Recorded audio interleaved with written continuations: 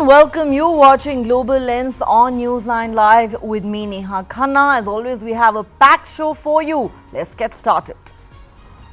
For a long time now, under the Modi government, India has asserted its independent foreign policy and India-first approach, even in the face of criticism from an often duplicitous Western media and international pressure, especially with regard to its robust and long-standing ties with all-weather friend Russia, especially ever since the Ukraine war began.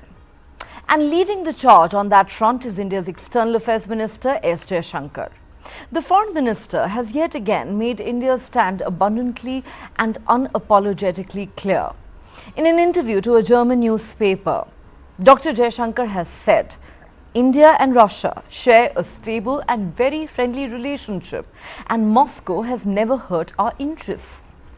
Significantly, this comes amid speculation that New Delhi can play a constructive role in bringing the two-year-old conflict to an end. In this interview, Jaishankar said, everyone conducts a relationship based on past experiences. If I look at the history of post-independence India, Russia has never hurt our interests. We've always had a stable and very friendly relationship, and our relationship with Moscow today is based on this experience. India-Russia ties have been under relentless scrutiny since Putin invaded Ukraine in February 2022, triggering weapons aid for Kiev from the West and financial sanctions by the United States and Europe, including those on the purchase of Russian crude oil. Adopting a pragmatic approach and treating the interests of the Indian people as paramount, the Indian government has continued its Russian oil imports at sizable discounts to feed a large economy that's dependent on oil. The Foreign Minister has said he sees no alternative at this point to buying Russian crude oil. He also pointed out that after sanctions were imposed on Russia, richer Western countries could afford to buy from Middle East suppliers at inflated prices. But India's decision to continue its oil purchases from Moscow actually helped keep international oil prices in check. Jaishankar said if no one bought crude oil from Russia and everyone bought crude oil from other countries, the prices on the energy market would have shot up even further. In fact, speaking in London late last year, Jaishankar had said India was waiting for the West to say thank you for New Delhi's role in stabilizing global oil and gas markets through its strategic purchase policies amid the Russia-Ukraine war. As a consequence, India managed global inflation, he said. Jaishankar has also repeatedly made the argument that India had every right to get the best possible deal for its citizens, and it is what all countries do. On many occasions, the External Affairs Minister has also called out Western hypocrisy over this issue, pointing out how India's Russian oil purchases are almost negligible compared to the volumes purchased earlier by European nations. In 2022, months after the Russia-Ukraine war erupted, Jaishankar said to a Western journalist, if you're looking at energy purchases from Russia, I suggest you focus on Europe. We do buy some, which is necessary, but I suspect our total purchases for the month would be less than what Europe buys in an afternoon. That sharp comment was made in the presence of US Secretary of State Antony Blinken. Last weekend too, Dr. Jaishankar drove home this point emphatically and with a quip that drew a huge applause from the audience and a chuckle from Antony Blinken. Speaking at the Munich Security Conference, when asked by the moderator about India's continued Russian oil imports, the minister said, why should it be a problem? If I'm smart enough to have multiple options, you should be admiring me, not criticizing me. Is it a problem for others? I don't think so. Explaining how India had moved from non-alignment to multi-alignment, he also talked about how there are different pulls and pressures that countries face, and that different nations have different histories and challenges, and it is very hard to have a unidimensional relationship. Asserting India's strategic autonomy, Dr. Jaishankar made another nuanced and interesting argument. He said, I think it is important today to make a distinction between being non-West and anti-West. I would certainly characterize India as a country which is non-West, but which has extremely strong relations with the Western countries that are getting better by the day. On a question about the West not supporting India during the military standoff with China in Ladakh in June 2020, Dr. Jaishankar said he did not expect the West to understand the nuances of India's relationship with China, just as he might not appreciate subtexts in their ties with Beijing. He said, and I quote, "My point is, just as I do not expect Europe to have a view of China identical to mine, Europe should understand I cannot have a view of Russia identical to the European one. Let us accept there are natural differences in relationships." All right. Now, to discuss the significance of what India's External Affairs Minister has said, once again stoutly defending India-Russia ties. Let's now go across to our guest. Joining me on Global Lens tonight, Ambassador Suresh Goyal, former Indian diplomat, Professor Ranjan Kumar, Associate Professor at Jawaharlal Nehru University, and we're also hoping to be joined in a moment by Ambassador Manju Seth, also former Indian diplomat. A warm welcome to all my guests. Ambassador Goyal, let me begin with you. As you are well aware, over the last 2 years, especially since the Russia-Ukraine war erupted, India has taken a very strong nationalistic stance, adopting an India-first approach, not only defending its ties with Russia repeatedly, citing historical ties, past experience of how Russia has been an all-weather friend, but also repeatedly pointing out that at the end of the day, India will serve its own interests. India will do what is best in the interest of the Indian people. That's what all countries do, and therefore, India decided to place its own interests first. Now, given the latest statement that the Foreign Minister has made in this interview to the German newspaper, would you say that, whether it is his comments on Russia or China, the subtle digs at the West, it is now abundantly clear that even as we seek better and stronger ties with other countries, including the United States and Europe, India's foreign policy has come into its own. India has made it clear we are no longer in a bipolar world. This is a multipolar world that the West must now recognize. We've moved from non-alignment to multi-alignment, and we will engage with countries on our own terms and not succumb to any pressure. Thank you very much, Neha. That was a very, very powerful statement that you made, and I think that was as powerful a statement as made by the External Affairs Minister Jaishankar at the Munich security system when he called himself smart. Now, it's a compliment to you, Neha, really, because I think when we talk about the foreign policy of any country, whether it is India or the USA or any country in Europe, Russia, China, whatever it is, for everyone, it is their own interest first. The problem is that we have been looking at the world, the global geopolitics, more from an ideological point of view for a very, very long time. That was important. But clearly, as we have seen happening from the time of even Trump and before that Obama and everyone, ultimately the global foreign policy, the global geopolitics is transactional. You have to basically go with what everybody wants from here. Therefore, if I take that line really, what Jaishankar said, and I'm calling him Jaishankar because he has been a personal friend, therefore the name has stuck to me, or the Minister Jaishankar said at various fora in the newspaper and everything, that if I keep my multiple options, that means I'm smart.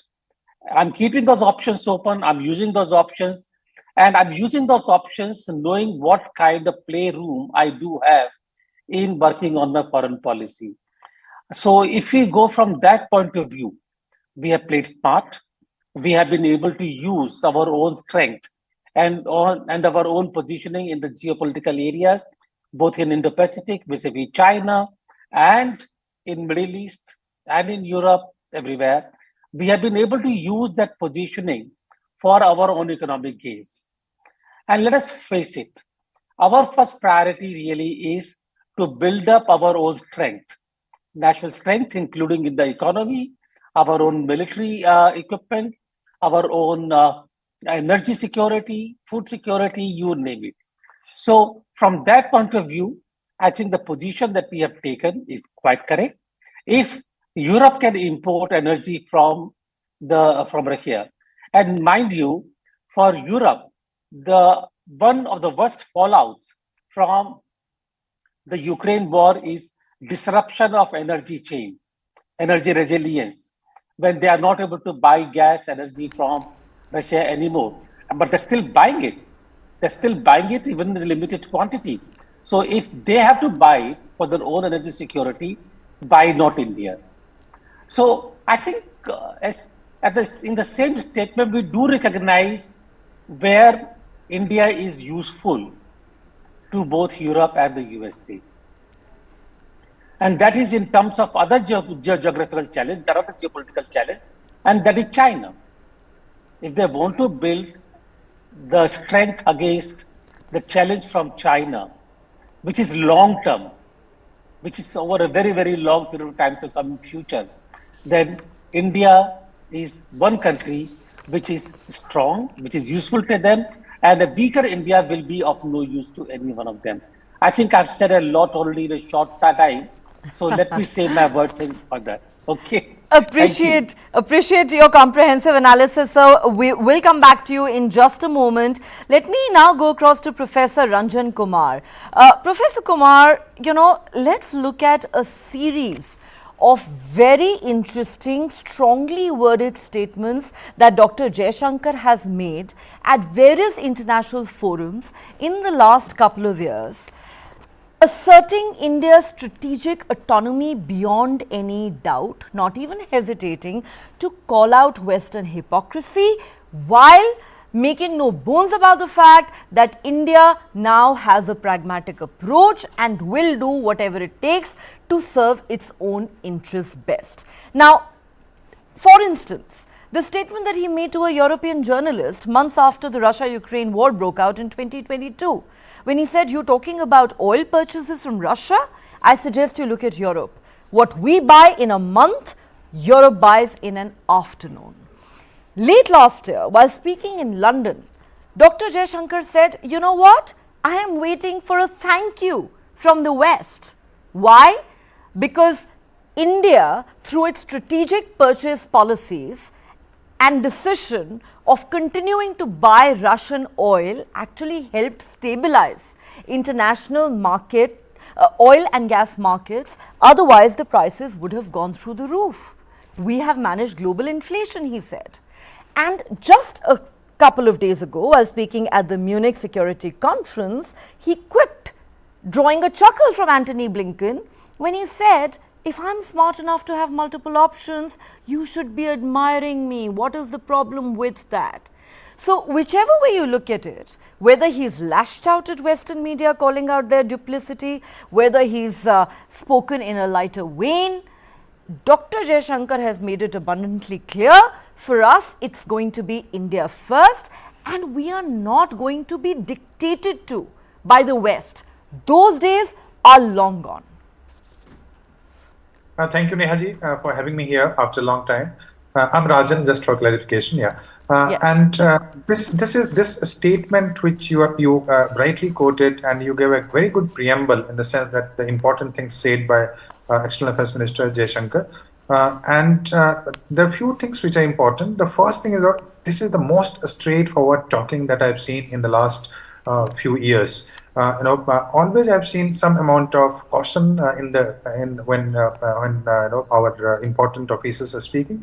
But as far as this particular, the Munich conference that you're saying, and later what you just showed in your program, so he dropped the pretense of being too much cautious. And he's making 2-3 very important points. Number one, he said that Russia has never hurt India's national interest. Russia has always supported India, whether it's Pakistan or terrorism or a nuclear issue, etc. The second thing that he said is again remarkable, and I just wonder that why this was not being said by the diplomats, or maybe it was said and it never came out officially. He said that the way, for instance, the kind of trade that European Union has with China, the kind of relationship that European Union has with China, if and India has hostility, border conflict with China. So if European Union cannot change its policy towards China, why does European countries expect India to change its policy towards Russia? So it's a very important kind of analogy, and that says that kind of gives a very strong message to the European countries. And let me tell you that you are very right that European diplomats and European countries are not used to listening to this kind of retort, this kind of reply from a country like India. So it's a very important departure in terms of diplomacy. Normally, diplomatic statements are not so brute and so straightforward.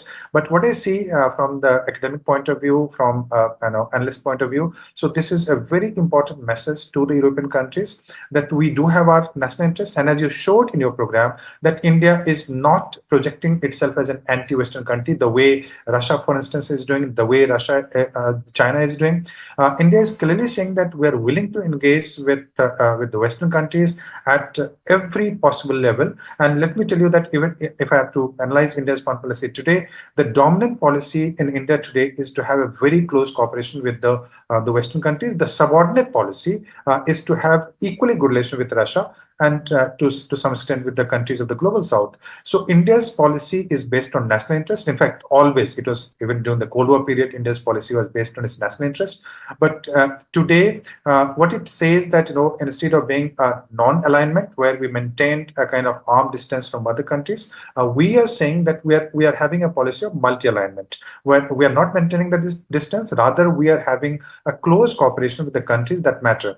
And if I give you a background, if you have time. This multi-alignment policy started, in the first decade of this century. Just check the chronology. BRICS is coming in 2008, 9, etc. And the same year, just before that, 2007, Quad is coming. So that was the beginning of India's multi-alignment policy. And before this, there's a kind of the bipartisan consensus in the two major parties of India, referring to Congress and the BJP, where they pursued this kind of policy.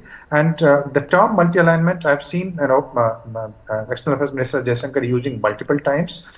Then before that, Shashi Tharoor and the Congress politicians also were using this term, and now it has become a part of the popular foreign policy analysis. So this is a very important development, and it is a kind of extension of the previous policy. It's not complete departure from the policy of non-alignment, because earlier also we were talking about the what strategic autonomy that we want to maintain in a bipolar kind of situation. Now, as you rightly said, that the world is multipolar, so we have to have multipolar alliances or cooperations with a number of countries. And India's policy, let me tell you that this is one of the best policies that India's policy with Russia and India's policy with West Asia.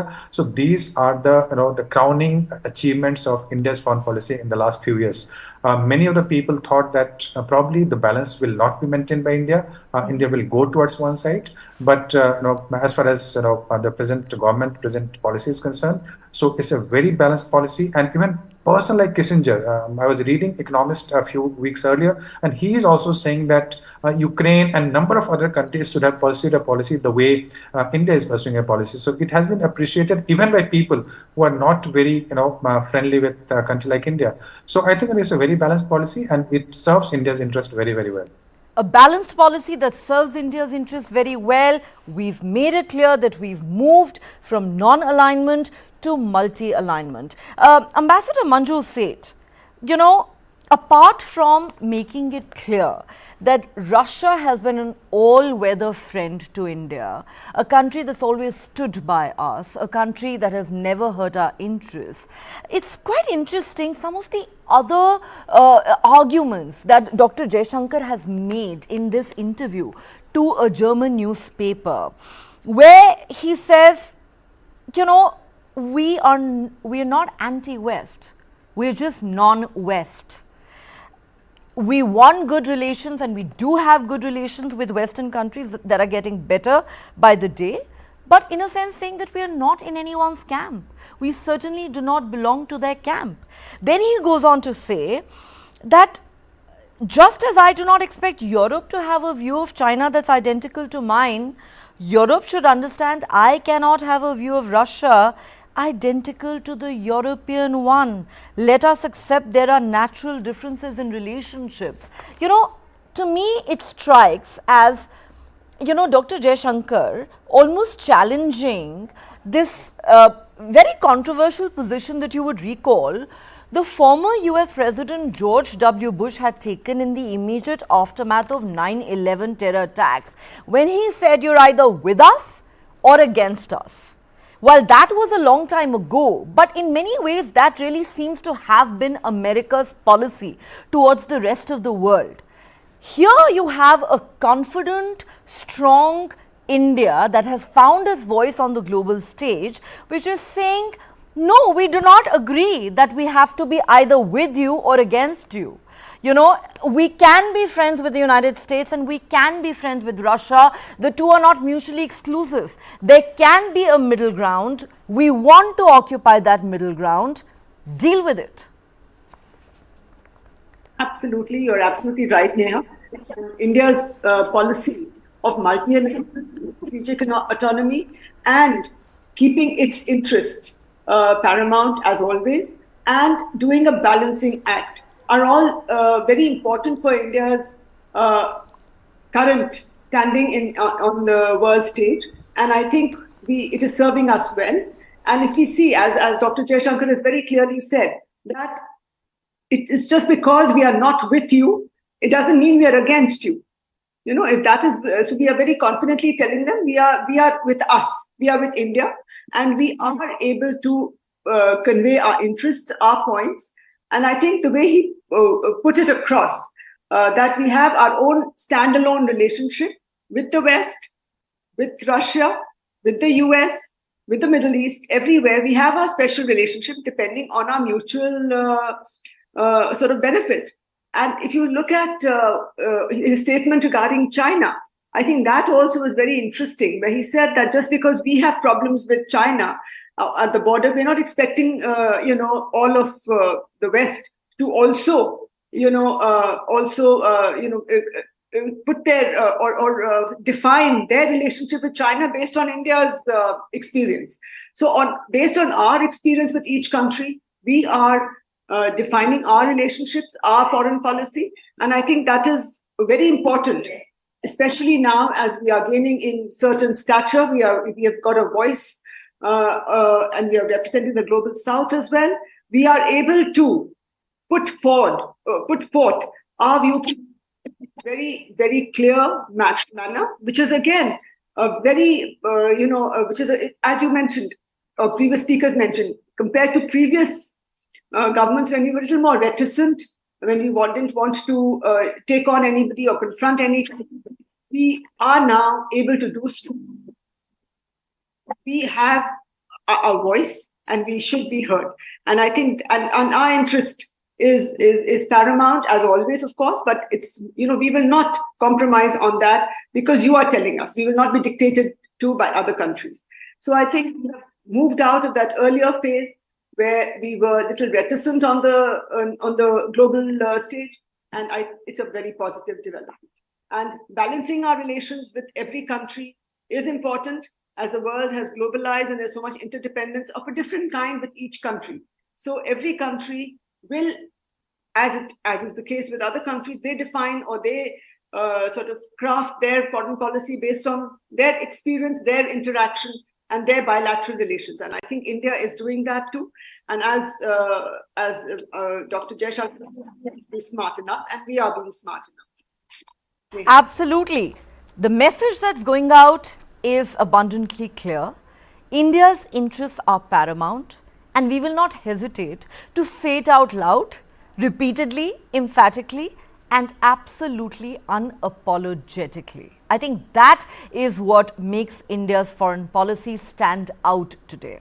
I need to slip into a quick break here on Global Lens. I'll request my guests to stay on with us. We will continue this conversation on the other side. But here's a quick programming note, an important reminder to all our viewers. We are counting down to the big event that News9 is organizing this coming weekend. The News9 Global Summit is about the new India that's recognized as a rising economic power and a major global player. The theme of the summit is how India is poised for the next big leap. The What India Thinks Today Summit is being organized by the TV9 Group, and this edition of the summit is unmissable because the keynote address will be delivered by Prime Minister Narendra Modi. What India Thinks Today Summit is taking place in New Delhi on the 25th, 26th and 27th February. Don't forget to tune in. From fragile 5 to top 5, from a laggard to a leader, India under Modi has reimagined the world order. Presenting the second edition of TV9, What India Thinks Today. Summit theme, India poised for the next big leap. Listen to Prime Minister Modi unveil his vision for Viksit Bharat at News9 Global Summit, a TV9 network initiative. 20,000 people dead and counting. What's happening in the United States of America is unprecedented. You will have to pay for this.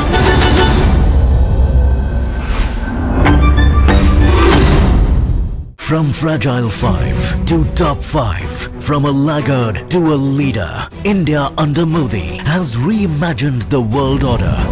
Presenting the second edition of TV9, What India Thinks Today. Summit theme, India poised for the next big leap. Listen to Prime Minister Modi unveil his vision for Viksit Bharat at News9 Global Summit, a TV9 network initiative. How do you fulfill that promise? Because ultimately expectations have to be met. If you look at the political landscape, is it really changing for women? And what is the inability of the forces that dead bodies surface but not the living people?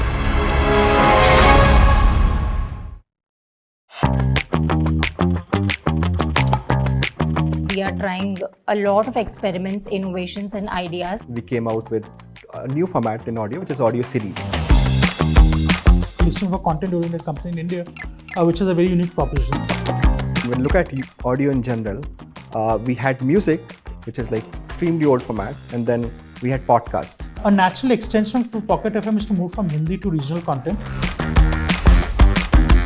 I think I'd love to see their FY24 numbers, which they claim will be close to 1,000 crores. I think there are talks of them to raise another $80 to $100 million of funding.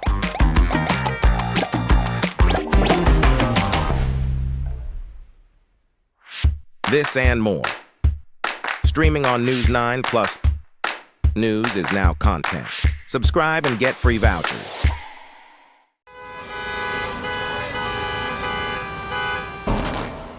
Bangalore traffic is an example of something that has gone wrong with our system. We have more than 50 flyovers in Bangalore city. If flyover is a solution to traffic problem, Bangalore should not have traffic problem. According to TomTom Traffic Index 2022, Bangalore is ranked as the second worst city in the world when it comes to traffic. The speed limit at the ORR is 80 kilometers per hour, but our vehicle has only moved 10 kilometers per hour. What Bangalore needs is a surgery, but what we have been offered repeatedly are band-aids.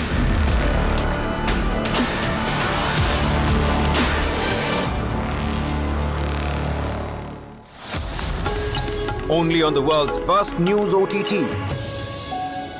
News9 Plus, ahead of the curve.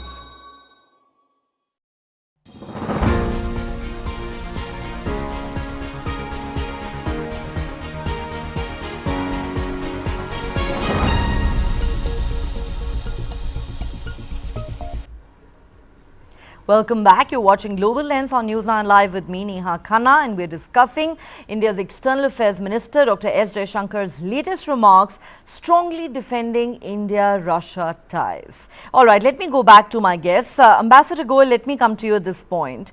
Now, even as we talk about how India's foreign policy stance in the last few years in particular has been a very pragmatic one, an India-first approach, as it were. But at the same time, a phrase comes to mind, running with the hare and hunting with the hound. That is something that India seems to have turned into a fine art, if you ask me. Whether you look at the Russia-Ukraine war or the Israel-Palestine tensions, how many countries can claim to be friends with both sides? How many countries can claim to enjoy the trust of both sides? India is one such country, which is why you increasingly, have other nations looking at India as a peace catalyst. Even at the Munich Security Conference, the moderator asked Dr. Jaishankar, since you have, excellent ties with Russia, and you're also of course great friends with the US, maybe that does put you in a unique position to act as a mediator. And then let's not forget those famous words of Prime Minister Narendra Modi, this is not an era of war, and he said it personally to President Putin. Neha, let me again go back to a slightly different kind of an approach that I would take in the whole situation. Frankly speaking, the way I look at the scenario today, there are no hares and there are no hounds. The only hound one could think of is really the USA, and even the USA is facing so many challenges globally. Please recall Gaza.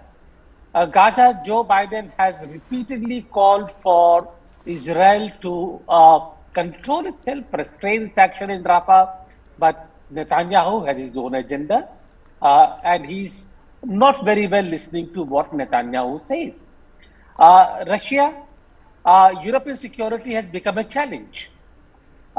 China is a huge challenge in the Indo-Pacific, even though probably in a long term, China is the only one challenge that USA will have to live with, both economically, technologically, and militarily as the time goes by. I think what has happened is that India has begun to run with the hare. India has begun to see how far and how best it can run in terms of keeping company with those it can benefit from, where it can find synergies. So in that sense, it is really not just basically saying that you are either with me or you are not with me. It is simply saying we are with you. Let us work together to find out how we can develop this synergy into something which can benefit us both. Let us look at Europe. In the case of Europe, even though the oil and the energy and Ukraine could have become a friction point, but what India has done is saying that, look, economic security post-COVID is in interest of both of us. What has happened after COVID is that the supply chains have been disrupted. Economic resilience has been affected. Today, you want to look for market for your technology. China is not prepared for it. Global markets are shrinking one by one. So how do we overcome the problem? I think that is the difference in the approach now, that we try and look for solutions which are common to both of us, rather than saying that, look, your solution excludes us, our solution excludes you. No. Similarly, the USA. In the case of the USA, if it is working, is basically because we are saying that, all right, if China is a problem, your iPhone factories have to relocate. They need to find a place where there is a more suitable environment. Let us see if India can become that place. So we are finding solutions. We are looking for solutions which can work in both our favors. And that's a huge difference really, Neha. Thank you. Absolutely. And, especially talking about China, the reason why the Western world in particular is increasingly looking at India as a countervailing force against China is because not only are we the world's largest democracy, we do not have expansionist and hegemonic designs like China does. We do not pose a security threat to any country. We're not eyeing anybody's territory. Let me take this across to Professor Rajan Kumar now. Professor Kumar, if you look at the current geopolitics, talking about the Russia-Ukraine war, as I mentioned earlier, it's a war that split the world down the middle. It's proven to be extremely polarizing. Yet India is one country that can claim to have excellent ties with the United States and its sworn enemy Russia and Vladimir Putin, a country with whom we have long-standing ties, as Dr. Jaishankar has pointed out. If you look at the Israel-Hamas war, we have excellent ties with Israel. We've seen how under Prime Minister Modi, India and Israel have come much closer to each other. And we have excellent ties today with the Arab world. Just last week, Prime Minister Narendra Modi was in Qatar and in the UAE. Of course, we've had a major diplomatic win in Qatar recently with the release of those 8 Navy veterans. And at the same time, you have Abu Dhabi inaugurating its first Hindu temple, and who is invited to inaugurate it? The Prime Minister of India. The UAE President refers to Prime Minister Modi as a brother. My question basically is, how uniquely does this position India in today's geopolitical scenario? I think, if we go into geopolitics, the world is clearly multipolar today. And the reason the world is multipolar is partly because of India. Let me tell you that had India not taken this position that it has taken, so-called claim neutrality or not taking sides, whatever you call it, probably the world would have become bipolar. The reason I'm saying that Russia has a very strong cooperation, political, economic, military, ideological cooperation with China. And the Western countries are on one side. The reason today, the most important country today, which has refused to take the side, and following India, number of other countries now, they have refused to take the side. The country, I'm talking about the countries of the global south. So that gives a different perspective. The countries like Brazil, countries like South Africa, they have taken a very strong position today. They have refused to take the side.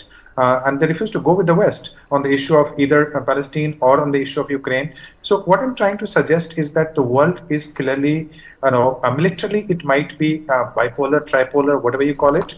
But in terms of global influence, what matters today is the way some of the countries are having their own space today, and India is definitely one of them. There are other countries also.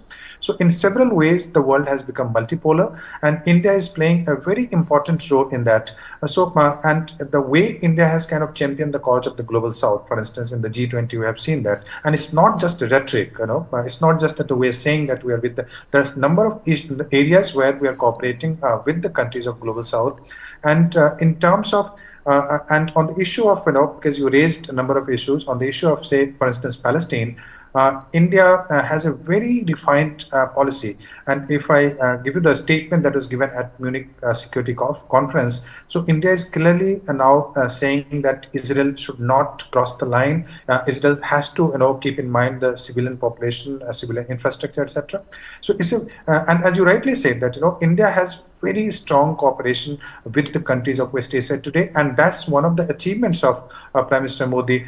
If I compare with the, say, previous term of Manmohan Singh visited only 4 times to the West Asian states, and out of that 2 times over for the conference for a non-alignment movement. Compared to that, Prime Minister Modi visited roughly 15 times. You can check the exact number, but roughly 15 times to these states. And 2 of the major achievements of India's foreign policy today, if I have to tell you, one is having a balanced policy where we recognize the importance of Russia in maintaining that multipolarity, in maintaining that geopolitical balance that we want to maintain. And the second important achievement is having very close cooperation with a number of countries which are fighting with each other in West Asia. As you rightly said that that we have with Israel we have good relation, and we haven't changed our position on Palestine. We kept saying that 2-state solution is the right solution for Palestinian issue, and we are stuck to that position. We also have very strong ties with Iran. We have a very good relationship with Saudi Arabia, UAE, etc. That so we have maintained a very good position as far as the balancing is concerned. We have in fact championed the art of balancing, and the leitmotif today, the key, the most important achievement of India's foreign policy in today's term is maintaining that act of balancing, and we are doing it very successfully. Maybe for some time we come into criticism when the Western countries say that if you're friends with everybody, you're a friend of nobody. Those kind of statements keep coming, but I think those kind of statements have temporary value. We have to have some patience, and what we are doing is definitely in the interest of India and in the best interest of India. All right.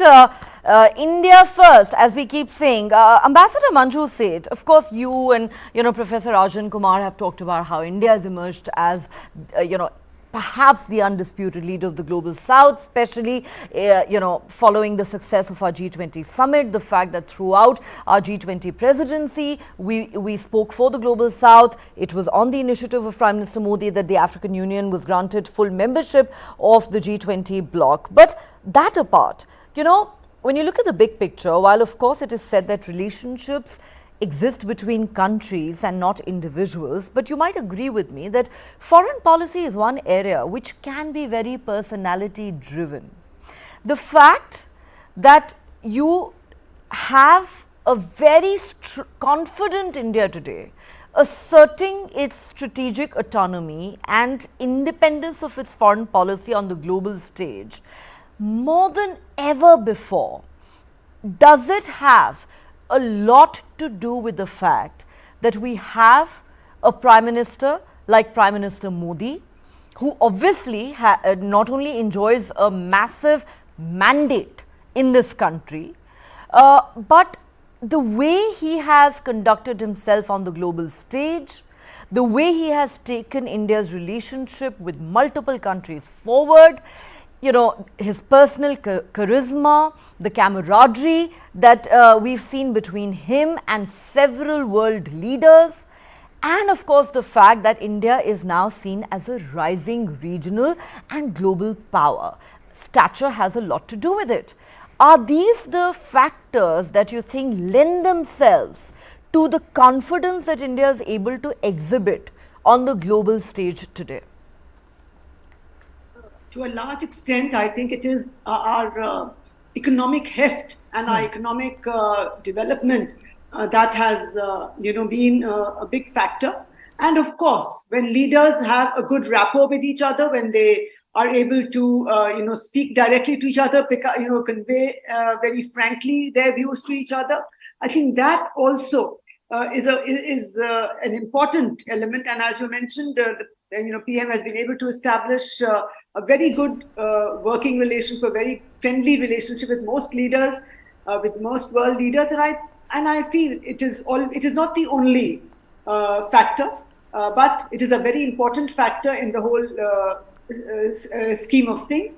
And India, because it has a certain level of development, economic development, people see it as a market, of course, and as a alternative for manufacturing, for ensuring supply chain resilience, etc. So I think all those factors play a role in India's changing profile on the world stage, and the fact that we are able to convey our viewpoint very clearly, given whatever it is, whichever situation it is, we have been conveying our views very very clearly. Including during the G20, and as you mentioned, the AU was brought in at India's push. So I think all these, and we spoke, we were also the voice of the global south. All these things are important when people see, when other countries, the developed world, the Western world sees that India has a certain standing amongst the global south. It has a certain standing with all the countries involved.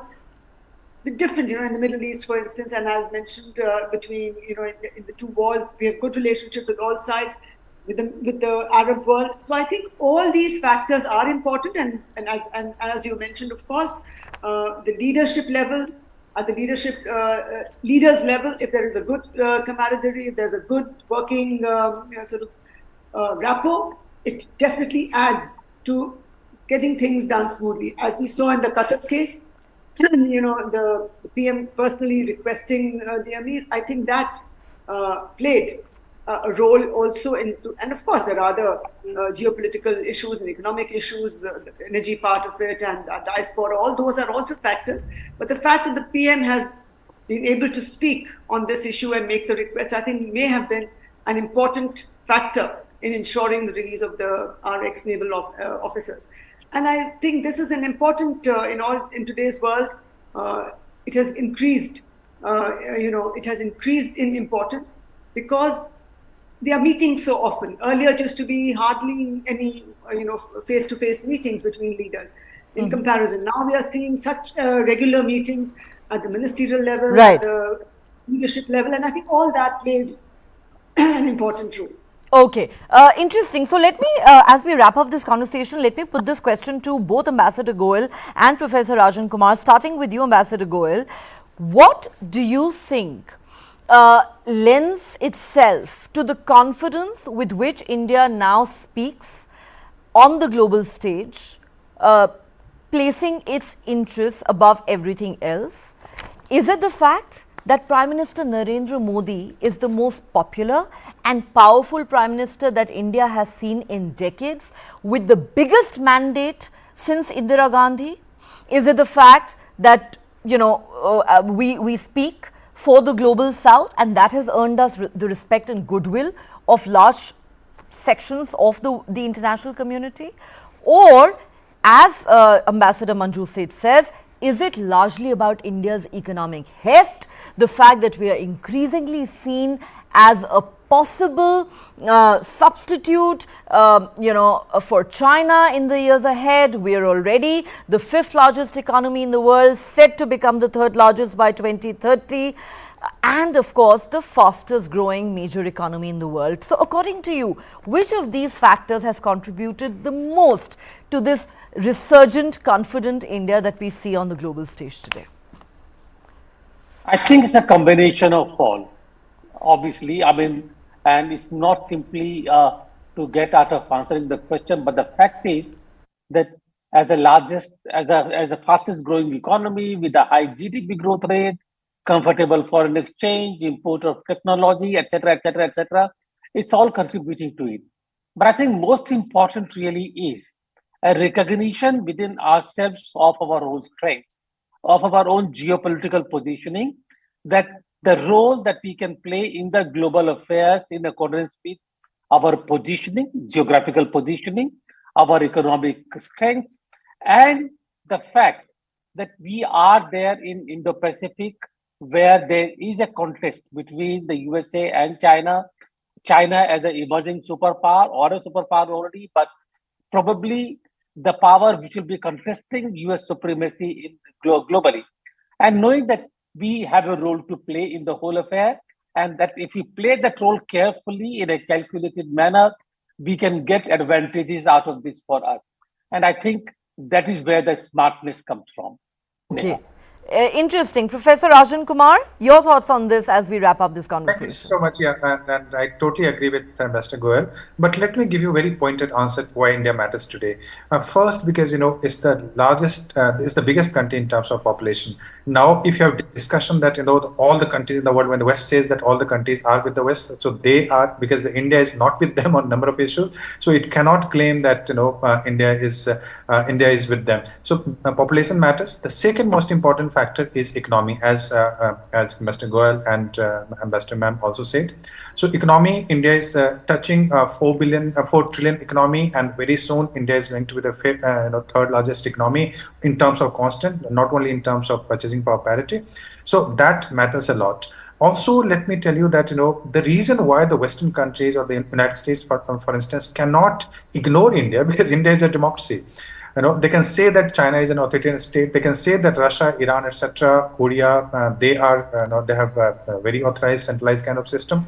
But with the same yardsticks, they cannot apply to India. So in terms of normative power also, India is an important country, and India is the hope for the countries in the global south, because the Western countries, they always champion the idea of democracy. So for them, that democratic factor also matters. And I'm not going to the debate of democracy. So that is important. Militarily, we are very, very important country today. If you see military expenditure, and we are the only country actually which can take on China today. And that's why India's importance has increased in the eyes of American policymakers, and nobody can deny that fact.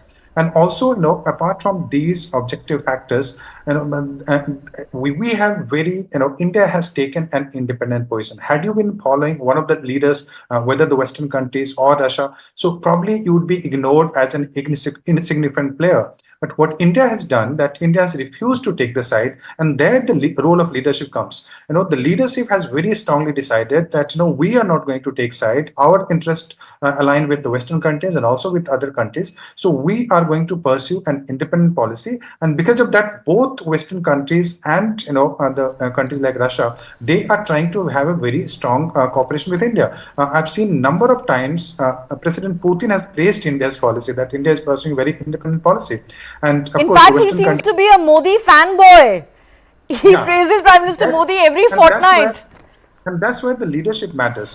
What Prime Minister Modi has done, that he has reactivated, re-energized India's policy, and he has connected India very well with number of things, including diaspora, one-to-one. Also because of political stability, that the global countries, the global past, they know that this Prime Minister Modi is going to come again, so they have to have a good relationship. He said that over the weekend. He said even foreign governments know aayega to Modi hi, which is why I keep getting invites. And while of course there are multiple factors that we've discussed on this show that have led to India's rising global stature, but one is reminded of Bill Clinton's famous words, "It's the economy, stupid."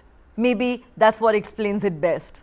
On that note, Ambassador Suresh Goyal, Professor Rajan Kumar and Ambassador Manju Seth, thank you very much for joining me on Global Lens tonight.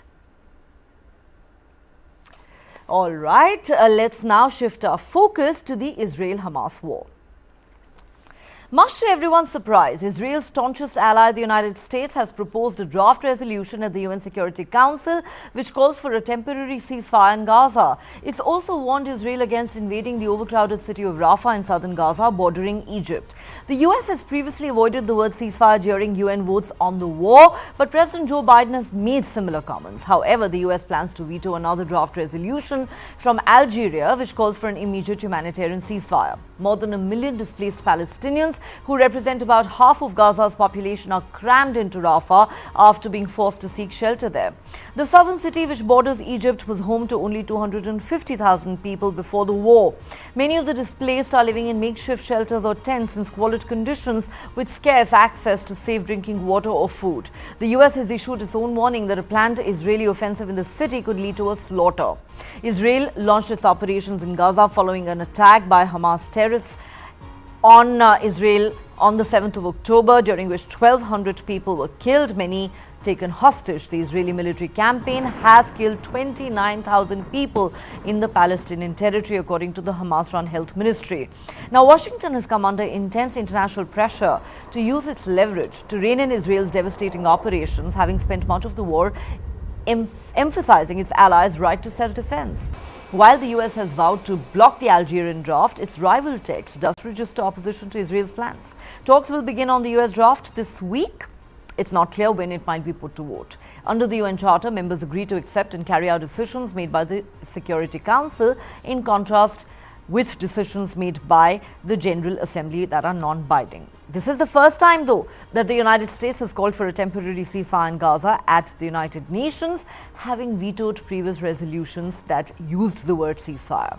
The US draft also states that a major ground offensive in Rafah would result in more harm to civilians and their further displacement, including potentially into neighboring countries, a reference to Egypt. It also says such a move would have serious implications for regional peace and security. The draft resolution calls for a temporary ceasefire in Gaza as soon as practical, echoing remarks made by President Biden in multiple conversations with Israeli Prime Minister Benjamin Netanyahu. Netanyahu has so far resisted international pressure to reconsider the plan, vowing to rescue remaining hostages and defeat Hamas throughout Gaza. In fact, Israeli War Cabinet member Benny Gantz has issued a stark warning, saying that there will be an invasion of Rafah if all the remaining hostages are not released by Hamas by the 10th of March, which marks the beginning of Ramzan, the Islamic holy month of fasting.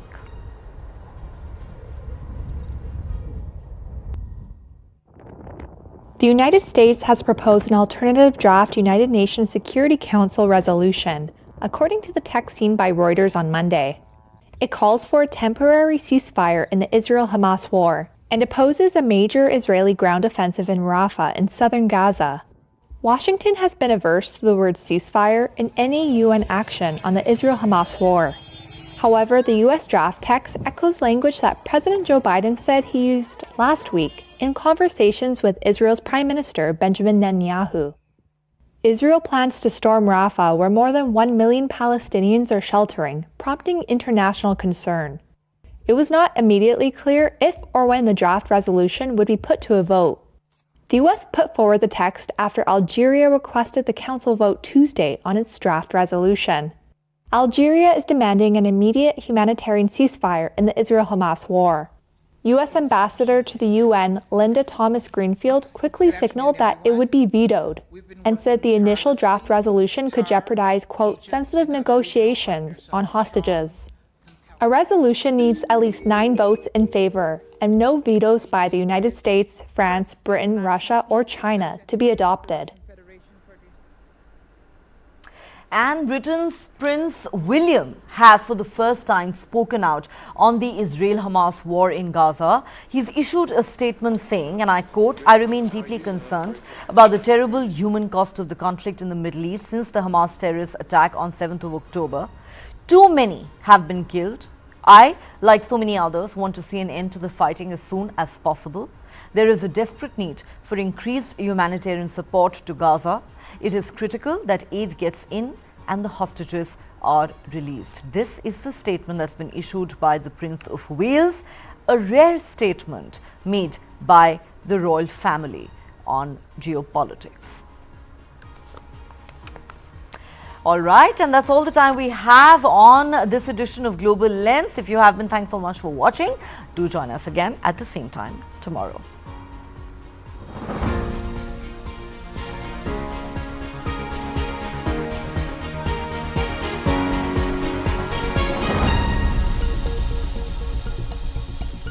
There's a new video around what deepfake can do. We have seen a trailer of this a few days back. Rulers should not be only on the platform. We'll have to wait and see how those play out. Hindenburg's report cannot be taken as gospel of truth.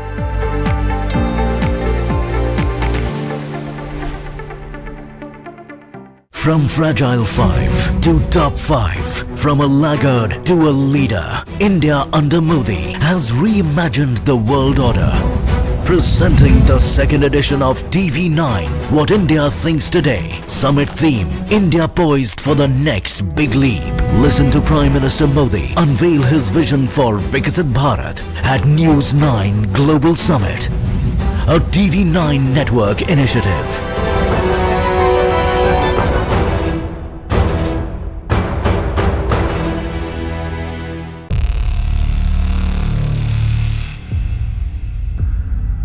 वर्ष 2070 तक Bharat net zero का लक्ष्य हासिल करेगा.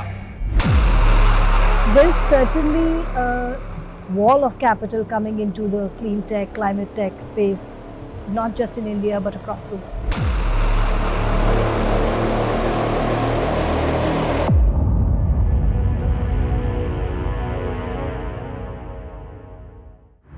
This and more, streaming on world's first news OTT, News9 Plus.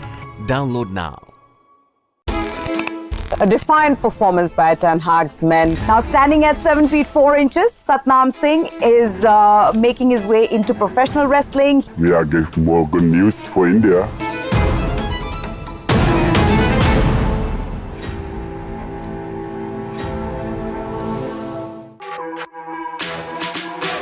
जानना है तो देखिए,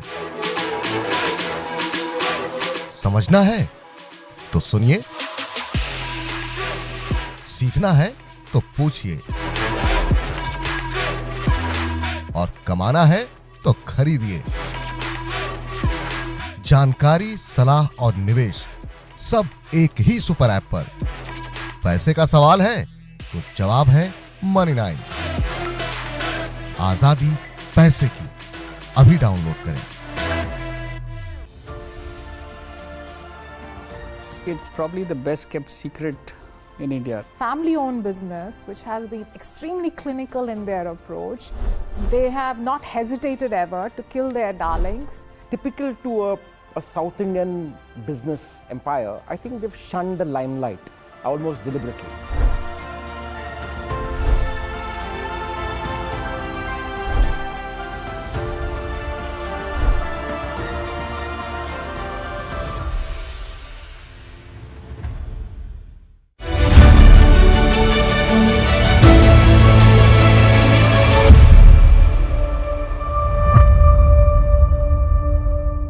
Hello and welcome. Japan and the UK are in recession. Japan has in fact slipped behind Germany. It's now the world's fourth largest economy. Germany is also heading towards a recession, and India is now a beacon of hope for investors. India could in fact eclipse both Japan and Germany in terms of GDP by 2027. India is currently the world's fifth largest economy. It's the world's fastest growing large economy. And growth is projected to reach 6.2% this year. The Indian economy today is firing on all cylinders. And that's also the overall theme of our What India Thinks Today Global Summit. India poised for the next big leap.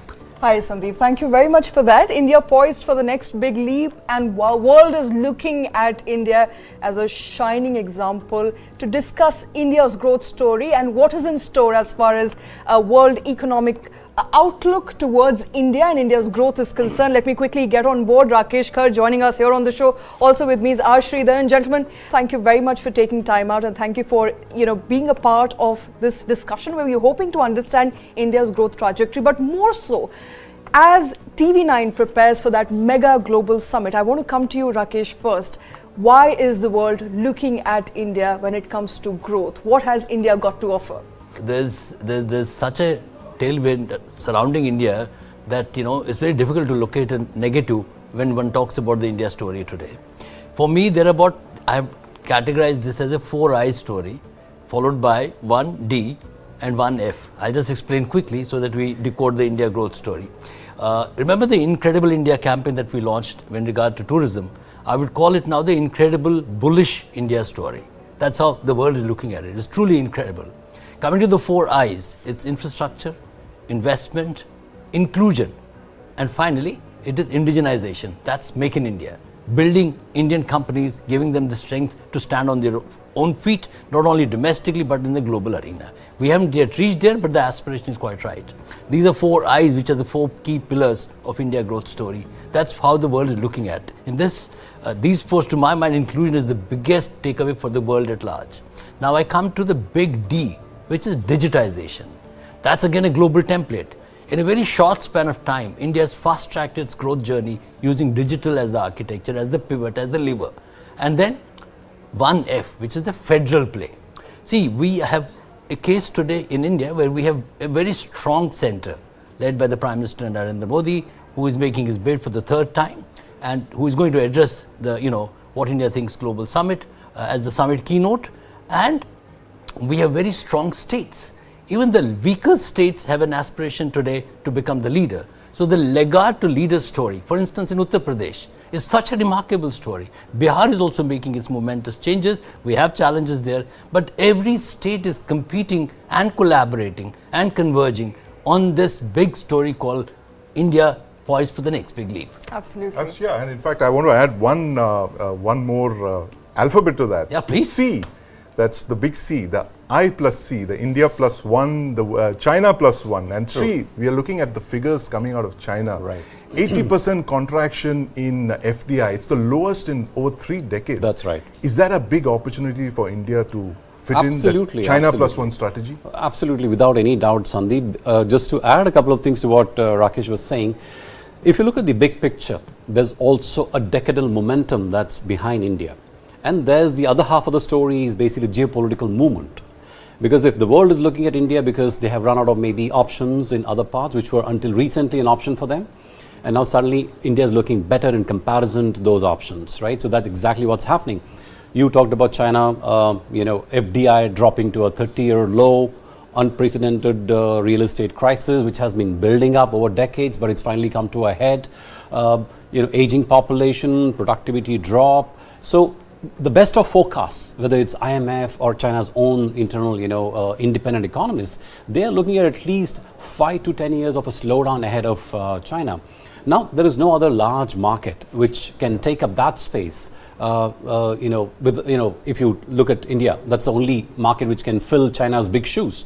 So China has been a modern miracle, no doubt about it. But I think the formula in which they built and grew at a breakneck pace over the last, let's say, 3 decades, that's now probably come to a full circle now.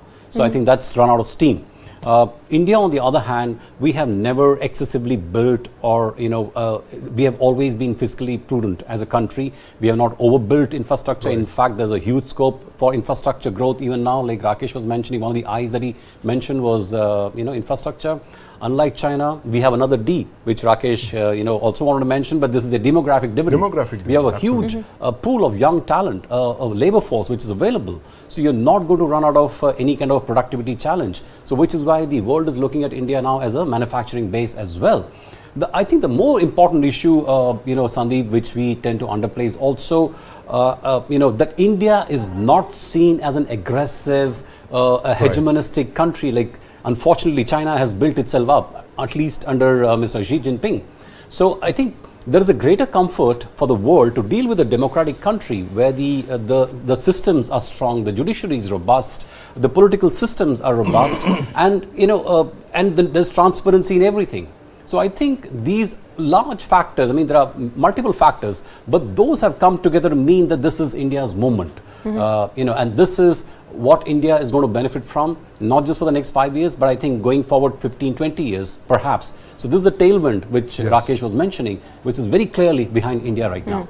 And now that we've established why world is looking at India, let's also understand historically, in the past couple of years, Sandeep, and you and I were discussing this, the world is facing a headwind when it comes to various wars, disruption in supply chains, and resultantly the shockwaves that have hit badly some of the Western economies, with Japan, Germany, UK almost on brink of recession or in recession at this point in time. And in all of this, you have India standing out. Right, absolutely. You have India that's bulletproof. In fact, that's the headline that we gave to one of our documentaries. We could take a quick look at that. Bulletproof India. Why India is actually standing ahead of the pack. What are the factors that power India ahead of the rest of the countries that are in deep recession today? Let's watch.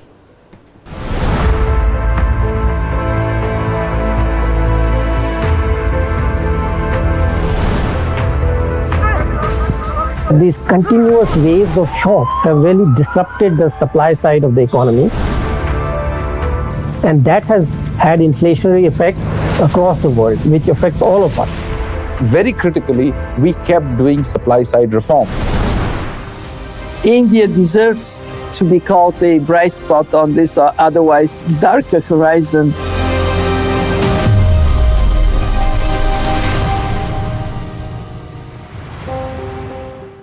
India leading the pack of recession-proof global economies. And Shweta, this point that you made, the fact that we've made all the right decisions, I would think, in the last couple of years, especially after the pandemic. I think we put our heads down, took all the right steps.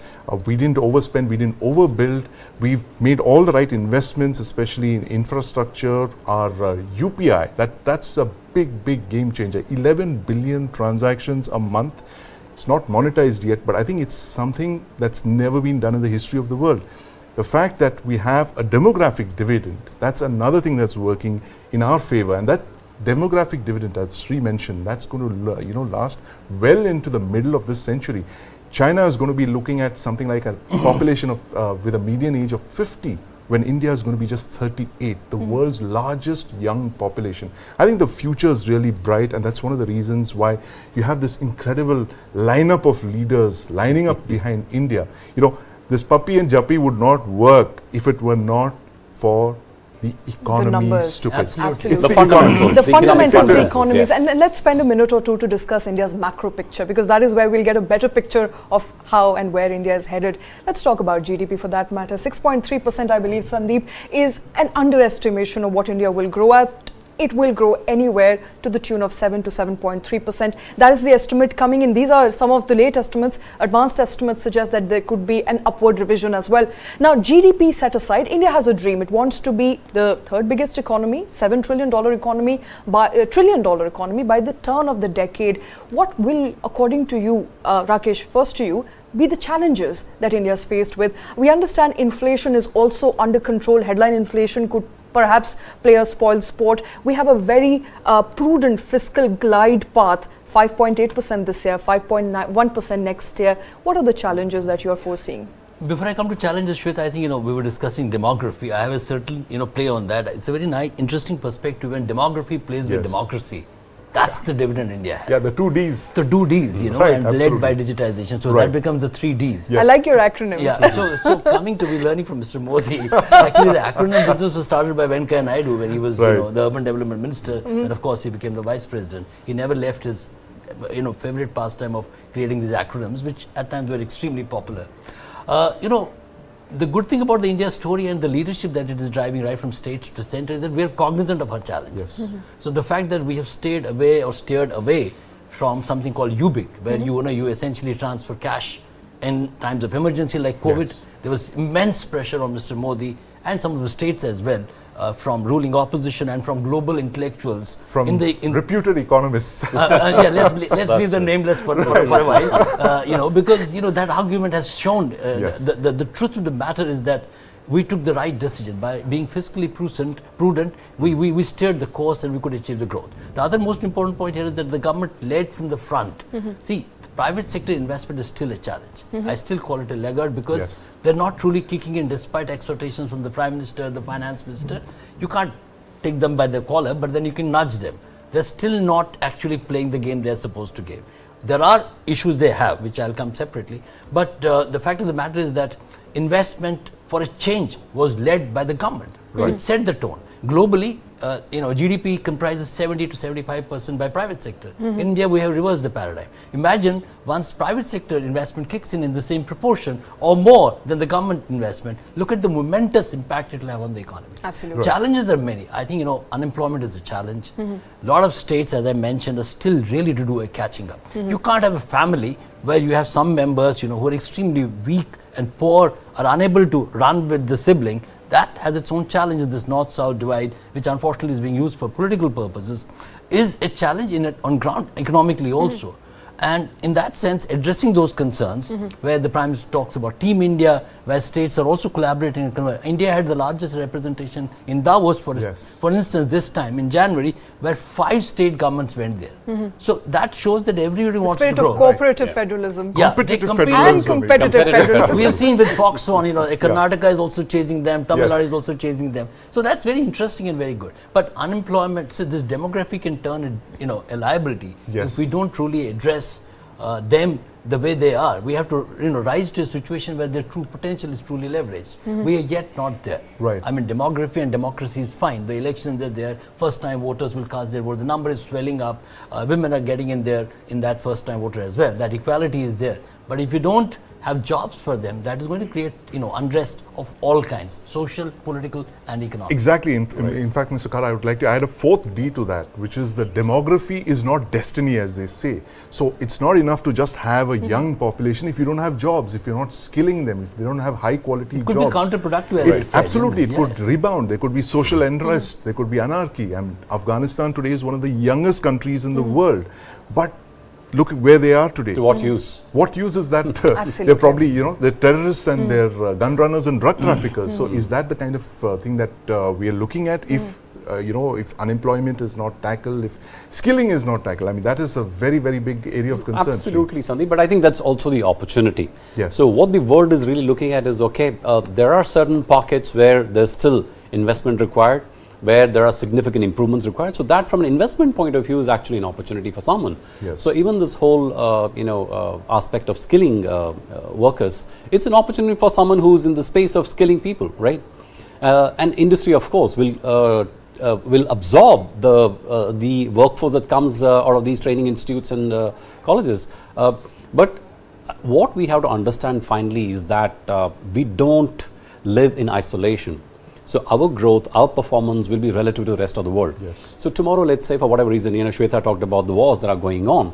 For whatever reason, let's say there's a flare up, which is quite likely. So, things could at any time flare up into something which is global. Right. In that scenario, how protected is India? India is relatively protected. Yes. But is it absolutely protected from anything that happens around the world? Absolutely not. Right? So I think it's safe to say that that's what the world is also looking at. I mean, they obviously are aware of the challenges that we face, the disruption that could happen to the supply chain, inflation going up and all those parts. But they're looking at markets which are relatively insulated. Right. I think that is India's big attraction. Absolutely. No one is saying that, nothing will go wrong in India. Absolutely. But am I relatively safe being here compared to another country? I think that's the decision that fund managers and the people who are putting their money where their mouth is, that's the decision they're making.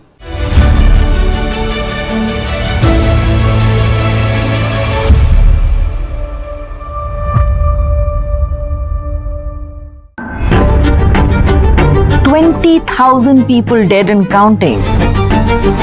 What's happening in the United States of America is unprecedented. You will have to pay for this.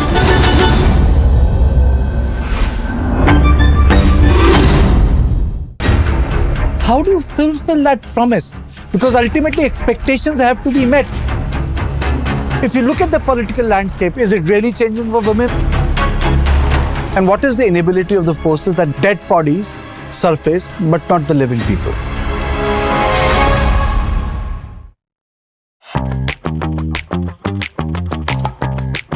We are trying a lot of experiments, innovations and ideas. We came out with a new format in audio, which is audio series.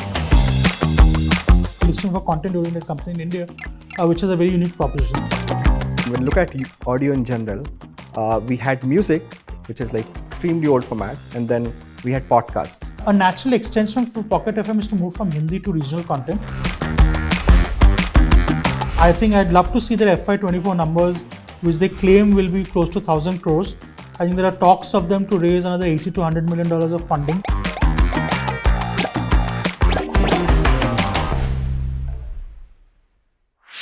This and more.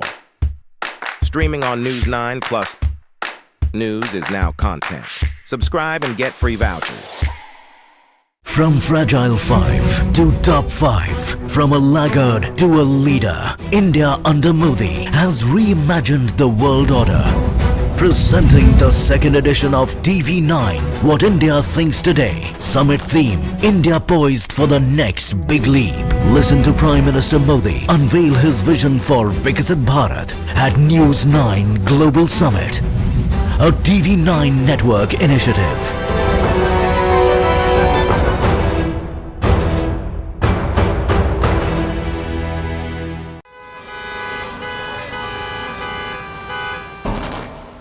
Bangalore traffic is an example of something that has gone wrong with our system. We have more than 50 flyovers in Bangalore city.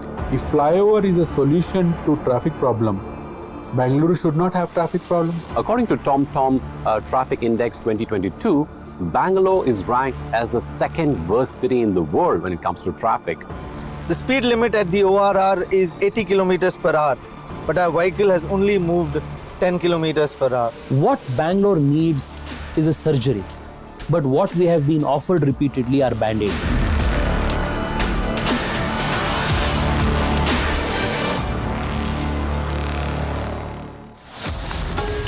Only on the world's first news OTT. News9 Plus, ahead of the curve.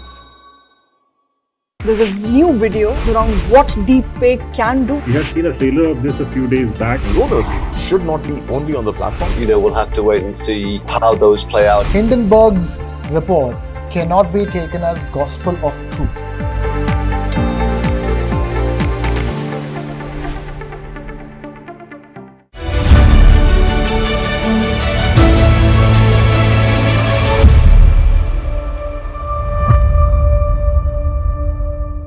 Let's watch this excerpt from our story, News9 Plus story that we did recently. It's called Bullish on India. Let's watch.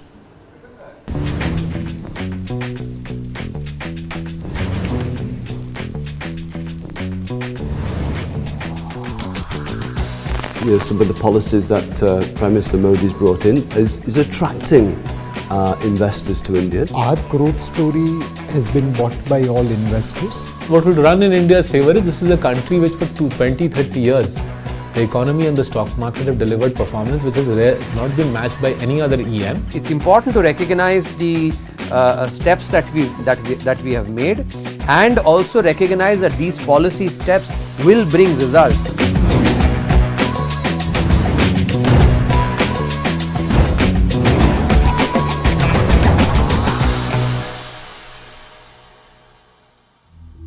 India has demonstrated its capability to bring diverse and at times conflicting sets of ideas on one table. G20 is proof of that. We are in a very interesting situation. The way India is being positioned today is that it is the bridge between the East and West, and it is the bridge between the developing and the developed world. So in that sense, it's a very, very important responsibility. And at the heart of it is the role India is going to play increasingly, both in the geopolitical and in the geo-economic environment. So India today is like oasis in the global desert. Our growth story has been bought by all investors. The question now is at what price we should get into India. And fortunately for us right now, a story of Birbal is getting repeated. When Akbar asked Birbal to make a line bigger without touching it, he drew a smaller line below the main line and made it bigger. Same thing is happening with India. Our growth story is good, but other people are scoring self-goals. Their growth story is coming down, and which is where we are looking even better and brighter for the global investors. For most viewers who are watching this today, the entirety of the rest of their lifetime, they'll be living in a booming economy, which will in the next 5-6 years become the third largest economy in the world. There's no better way to make money from that than coming into the stock market and investing in high-class companies. As a finance professor, I will tell you that anybody who knows whether the level is exactly right, I don't think we'll share that, because we'll go and trade it. Said differently, it's very hard almost next to impossible to say really whether the market is overvalued or undervalued.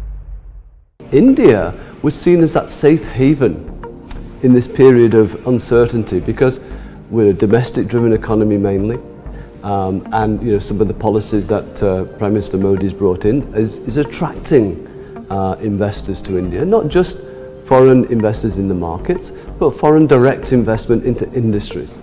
What will run in India's favor is this is a country which for 20-30 years the economy and the stock market have delivered performance which has not been matched by any other EM. The only other stock market which has been able to match India over the last 20-30 years is the United States, which has been able to become a technology hub for the whole world. The idea of Goldilocks, as you obviously are well aware of, is basically when the conditions are just right. Neither is it too hot nor is it too cold. And I personally think rather than calling this moment the Goldilocks moment for India, I think we have to look at it that there has been a consistent inflow of foreign investments into India in the past. I will say that when you think about the value of a company, and I teach this to students, and so when I think about value of a company comes not only from the assets that are in place right now, but also from the growth opportunities that will come in future. Now when you take this concept and apply it at the level of the nation, India itself, in the next 20-25 years, my estimation baseline, we can grow at 7%. So look at the growth opportunities that Indian firms will have when India will be growing at 7% in a global economy that may possibly struggle to grow at 1.5-2%. So the kind of opportunities that investors, foreign investors actually, and domestic investors will have is just phenomenal. When your macro fundamentals are strong, a decimal percentage shift here and there is not going to make much of a difference.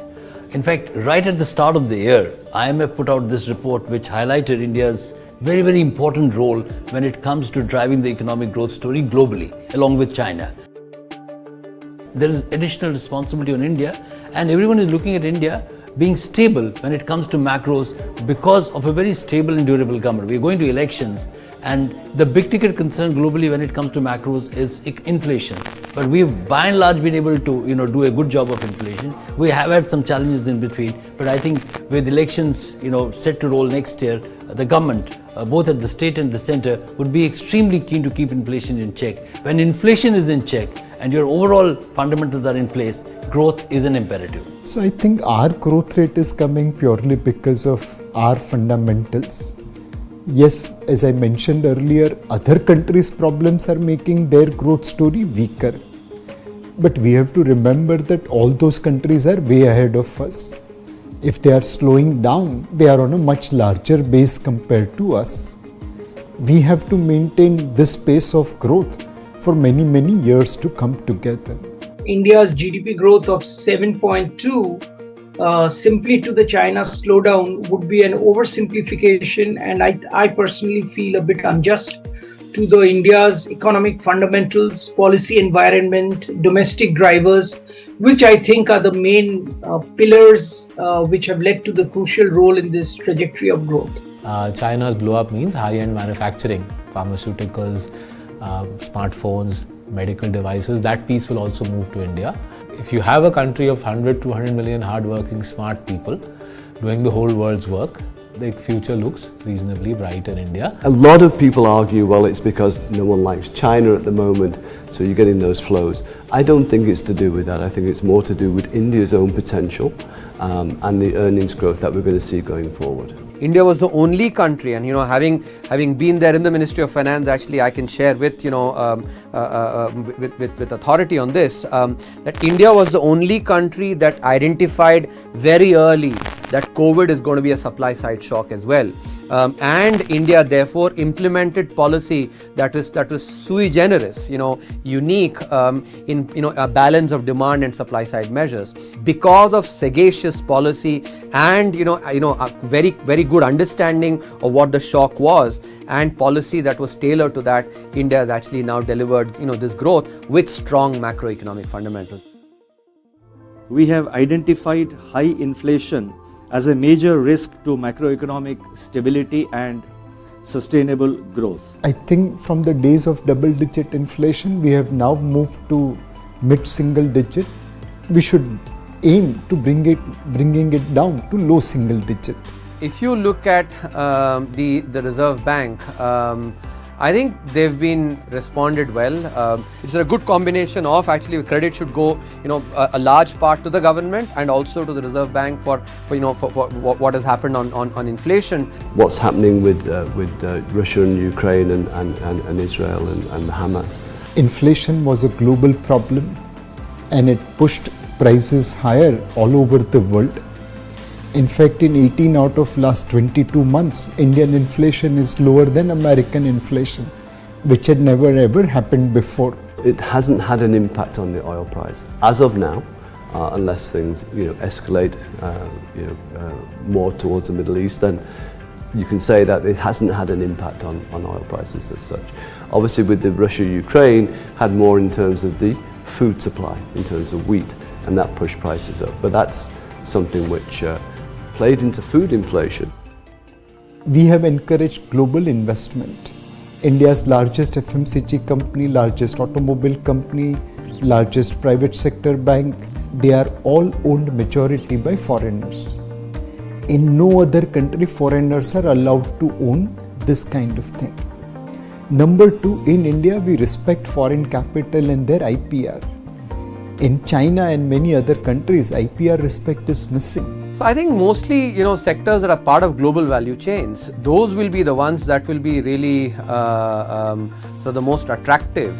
And these are sort of manufacturing that happens across various different different countries. So overall, any industry that is actually manufactured through global value chains will be the ones that will be attractive. Maruti Suzuki is the perfect example. They sell more automobiles in India than what Suzuki sells worldwide. बाप से बेटा बढ़िया होता है, वो हमने सुना था. यहाँ पे बेटे ने बाप को outperform करते दिखा दिया है. So, my effort is to try and highlight things that have been done, but that does not mean that, we can continue to basically be complacent. No, there's actually still a lot of work to be done. I think it's important to recognize the steps that we have made, and also recognize that these policy steps will bring results. We have to be a little bit more, wait for the effects to come. This is the country on the move. It will go from 5th to 3rd largest economy, and over a period of time will be top 1 or 2 economy in the world.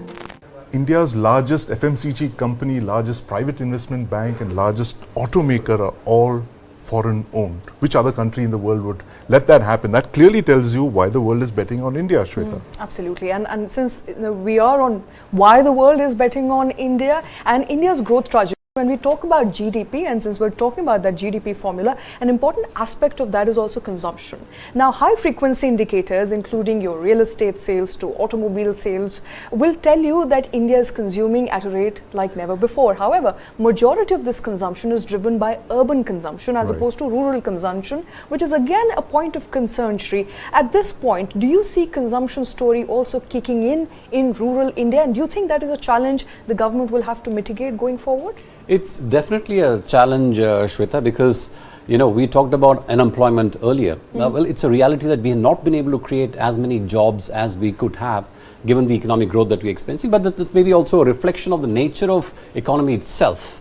I think if we say that 66% of our employment is still dependent on agriculture, I think that's and look at the contribution of agriculture to GDP. Absolutely, 20%. Yeah.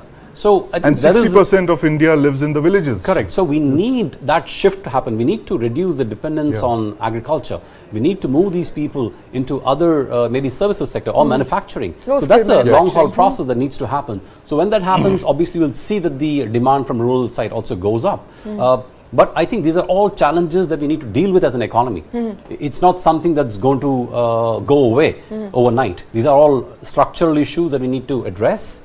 And I think those will be addressed, but there's no magic wand that either Prime Minister Modi or Nirmala Sitharaman or anyone has that they can wave and these things just disappear. And just before we went into break, we were also discussing India's resilience when it comes to some of the global shock waves. And we've seen India's export-import story, Rakesh, somehow emerging as again a beacon of light there, because exports have been on the rise while imports have been subdued to a little bit. The Red Sea crisis has also played its part there, but overall India's export story continues to look brighter. But India now needs to focus, as many would say, on exports of services as opposed to exports of goods, which is where we're not doing too well at the moment. But I think that is again an area of concern, an area of interest where India has stood out in the past couple of years. Absolutely. My own view is that post-liberalization in 1991, we haven't truly reimagined our export basket. It's very traditional, it's very, inward-looking. It is not aligned yet with the larger changes in the global market, which obviously are always in a very imponderable kind of a situation because global markets have their own challenges. Another war or another strike somewhere changes the dynamics. But we have to reimagine our export basket. And the numbers are looking good in a relative term. We really have to scale up. And both, it's not either or. Goods and services both have to really kick in. And Sandeep is a defense expert. He knows that we have started bringing in some new elements or new buckets. So defense exports, we are one of the largest importers in the defense area, but we have started on a modest scale and we have started exporting defense. We created a new example, for instance, looking at actually stealing an opportunity in the Ukraine war situation by creating a new relationship with Russia, an economic reset I would call it, and it's an economic reset for the global order as well, because we reimagined the oil deal, and that in turn has created a new equilibrium, and India has become closer to Russia. We had some challenges there, and what we're doing is that with that import, which is cost efficient to India, we have also started refining that and exporting that. So US is upset with that, many others are upset. So we are slowly seeing opportunities in putting in some innovation in export basket. We'll have to do much more of that. For instance, our entire agri-export bucket is truly, in an extremely, ad hoc kind of a state. We have inflation is a political problem. If we have prices rising or onion prices rising, we stop exports, we bring in more imports. We don't look at economics that time, we look at politics. So if we continue to look at exports of agri-processed foods in that manner, then we have a problem. We need to be consistent with our agri-export policy. That's one area we have huge potential, but then we'll have to divorce that from the political challenge of, BJP lost the election in Delhi purely on onion prices.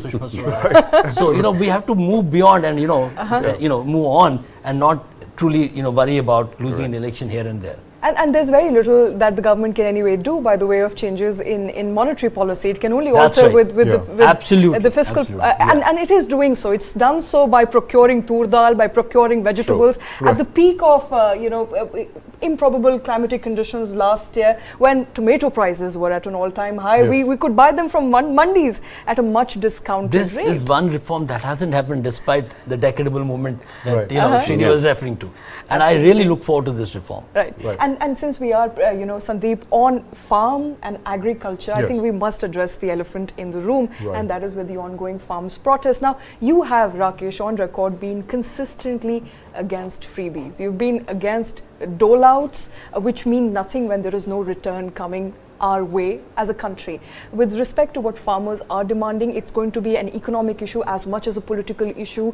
Where do we stand at the moment? Can we give in to what farmers are demanding, which is a legal guarantee on MSP? The hurt that it will cause to the Indian economy and to India's fiscal math, will we be able to reach that fiscal deficit path if we were to give way to a legal guarantee on MSP for 23 crops on the basis of Swaminathan's formula?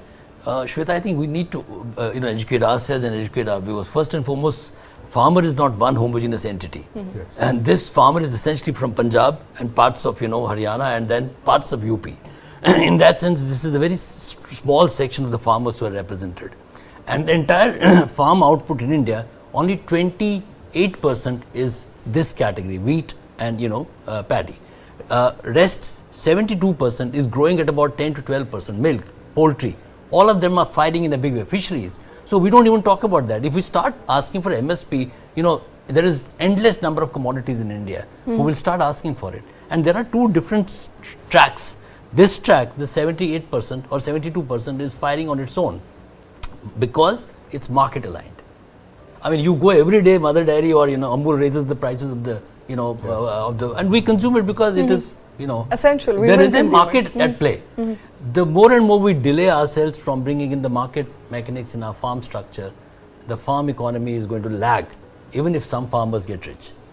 So there's a moral hazard to the whole argument which at least some of these farmers are putting forward, which is they're not looking at livelihood protection but livelihood guarantee. Yes. Right? I don't think there's any profession anywhere in the world which is like guaranteed. Right? Then the most important thing is you cannot distort the economics of a market. Right? If you create perverse incentives, which is what they are asking for in some sense, you're distorting the market completely. The fundamentals of supply demand, the fair, transparent way in which every market needs to work, that goes for a complete toss. Absolutely. And then incentivizing people to produce a certain item which again will eventually crash because there's an overproduction of that, because we've seen this happen ad nauseum in the history of agriculture. That government incentivizes and there's an overproduction and the price crashes, so a government ends up picking up the tab, and that's a loss to the public exchequer in some sense. And a law to guarantee MSP, that would kill the agricultural Absolutely. sector. I mean, buyers would shy away from the market. I'm a firm believer in reforms, which are led by market. So, this word guarantee came in the UPA era. Yes. This, Mahatma Gandhi National Employment Guarantee Scheme. Right. Guarantee is something which is, to my mind, anti-reform. Yes. The moment you guarantee something, it kills the inherent spirit of resilient India to stand on its own feet. Right.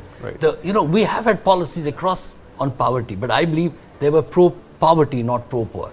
Right. Exactly. Okay, interesting. Pro-poverty and pro-poor. But the other important thing that we haven't really touched upon, Shweta, is the political stability that this government has kind of brought in.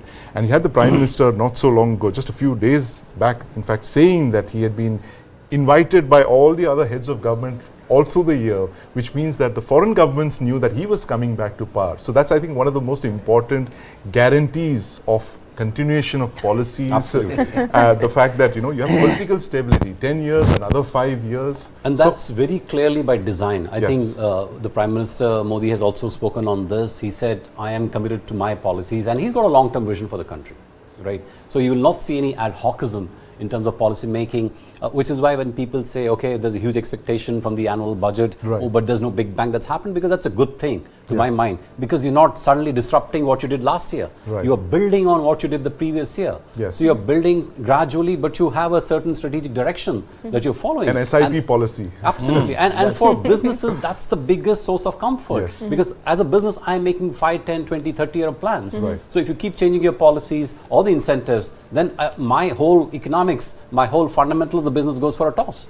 So I think stability is something vitally important, and I'm very happy that this government actually is focused, and it's a pronunciation that's come from the Prime Minister and the Finance Minister themselves, saying that there is going to be stability, we will not keep changing our policy. So that's a huge reassurance for us. In fact, Mr. Khar, this is exactly what we're going to be talking about in WITT. We can't really wait to hear what our speakers have to say. You must tell us about the thought behind this WITT, the summit that we've planned, the global summit, and the reason for it to be timed now, so close to the elections. It's literally at an inflection point in this government's tenure. Well, purely from an investor's perspective globally and in India also, when they do this risk management, it's called, the first and the foremost factor is not return on investment, is basic guarantee, if I can borrow that phrase, on the investment that they made.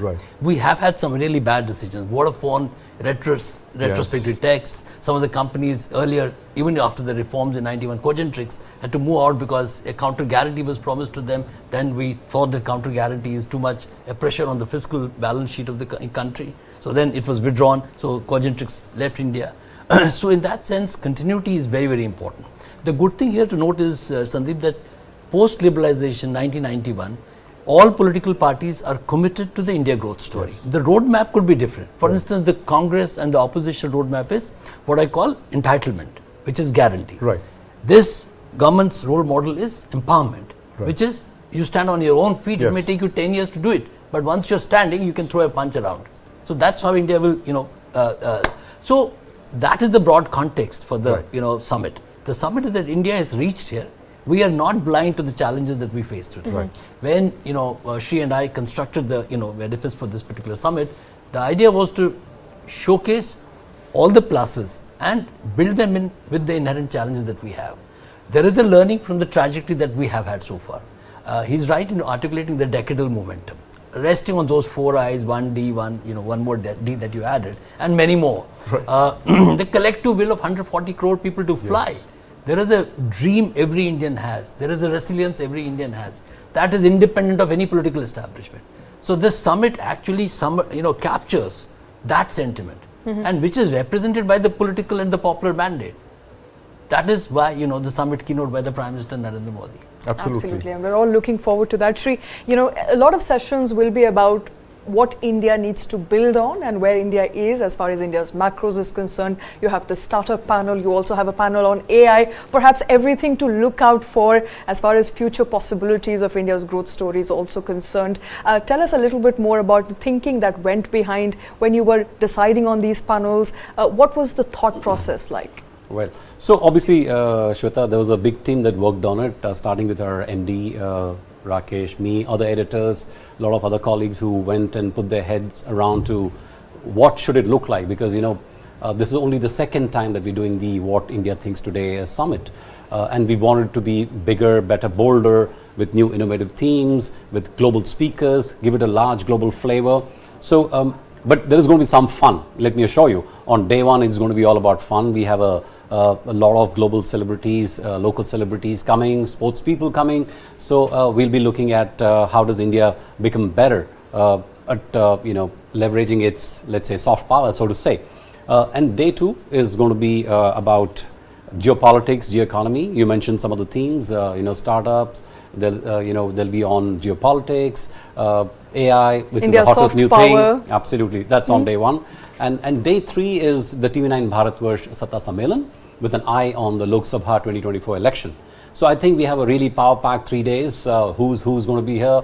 The Prime Minister has very kindly consented to deliver the keynote. So we'll have him there as well, giving the vision for Viksit Bharat. So Rakesh, it's going to be. I mean, there is an assembly of top global thought leaders. So what we have done is global minds, betting on India, Indian policy leaders across political spectrums, and domain experts. For instance, AI. We have a panel where there are people who are working on AI and driving their agendas in top companies, from Reliance to Samsung to Microsoft. So, this is the deep dive that we are aiming for when it comes to core economic drivers.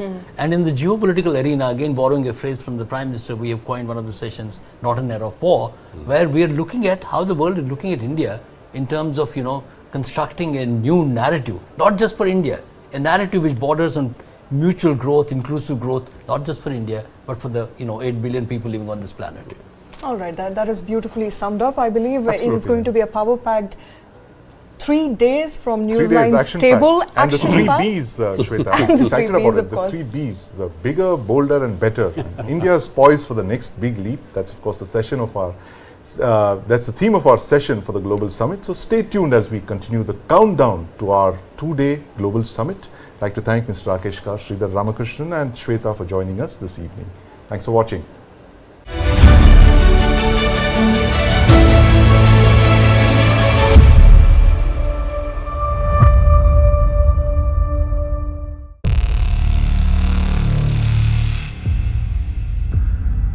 वर्ष 2070 तक Bharat net zero का लक्ष्य हासिल करेगा. There's certainly a wall of capital coming into the clean tech, climate tech space, not just in India but across the world.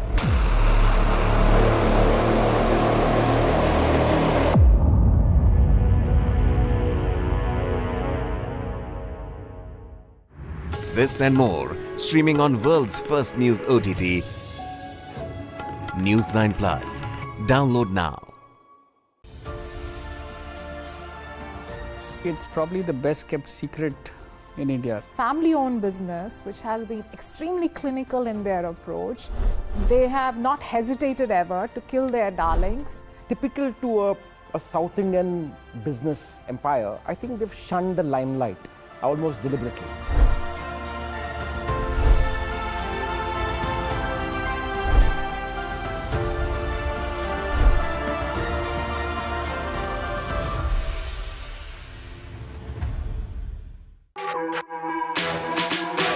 जानना है तो देखिए, समझना है तो सुनिए, सीखना है तो पूछिए और कमाना है तो खरीदिए। जानकारी, सलाह और निवेश सब एक ही सुपर ऐप पर। पैसे का सवाल है तो जवाब है Money9। आजादी पैसे की, अभी डाउनलोड करें।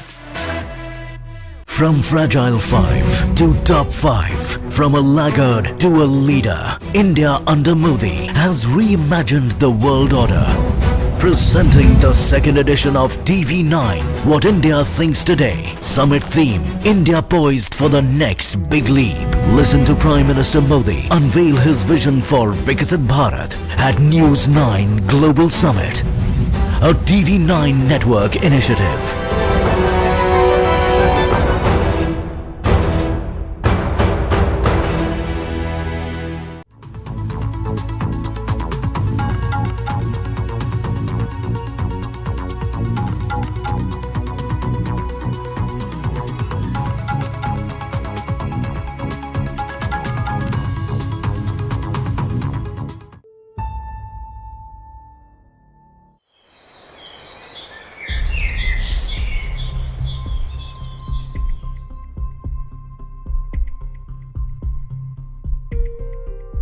सौर ऊर्जा श्योर है, प्योर है और सिक्योर है. Those who have not taken this benefit of the policy, I think they should come forward and take it. Is the one little, कहते हैं ना, one drop in the big ocean. If you can put solar panels, it is wonderful. You generate your own energy. This particular scheme has been enforced in every state, but Gujarat is considered to be number 1. तब से सूर्य नारायण भगवान की ये ऊर्जा सभी के गांव, सभी के घर पे आशीर्वाद रूपी बन सके.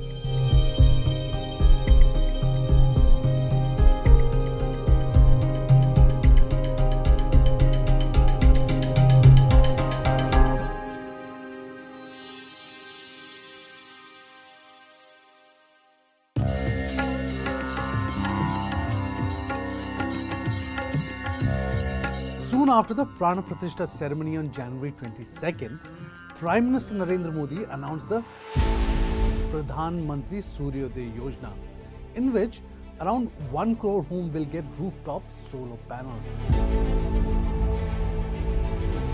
And at present, nearly 70% of India's energy is derived from burning coal. Well, the objective is to generate 50 gigawatt of renewable energy for the next 5 years, which means it could light up nearly 850 million bulbs across the country. So the scheme could boost the rooftop solar program to achieve India's net zero mission 2070. I'm very, very thankful to the government of India and as well as Gujarat that it has become now very, very easy for us, like entrepreneurs like us, to convince and understand, make it understand to the consumers that you go for solar energy. And with the payback period of hardly 2.5 years, with a subsidy of 40%, okay, it is very, very easy for any person to switch to solar energy. My cousin from America, he was visiting me and he said, Jayesh, you are building a beautiful house and you have not provided any provision for solar. I said, I don't have any idea about solar. And then I started searching that what I can do for solar, what is solar. And then searching on Google and contacting people, I thought this is a very good way to contribute to the nature. It's going to be an eco-friendly process in generating electricity. In solar energy, information was very difficult to find out in the sense that who will really provide it. I went to a lot of private solar installers who were sort of giving me information, but it was very hidden information. Why? Because they want to make that extra money. Awareness is not there from the government, from the DISCOM about the solar energy. However, the government is giving good targets across the world, but awareness to a residential customer is very low.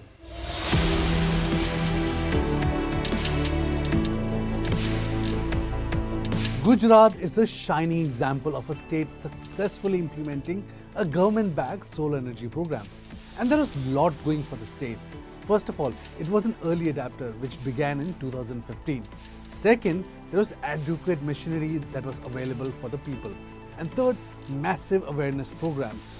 And there was, also quick subsidy disbursal. And the most important, the installation was hassle-free. Now, if you compare the situation in Gujarat with Delhi, then the situation is completely opposite.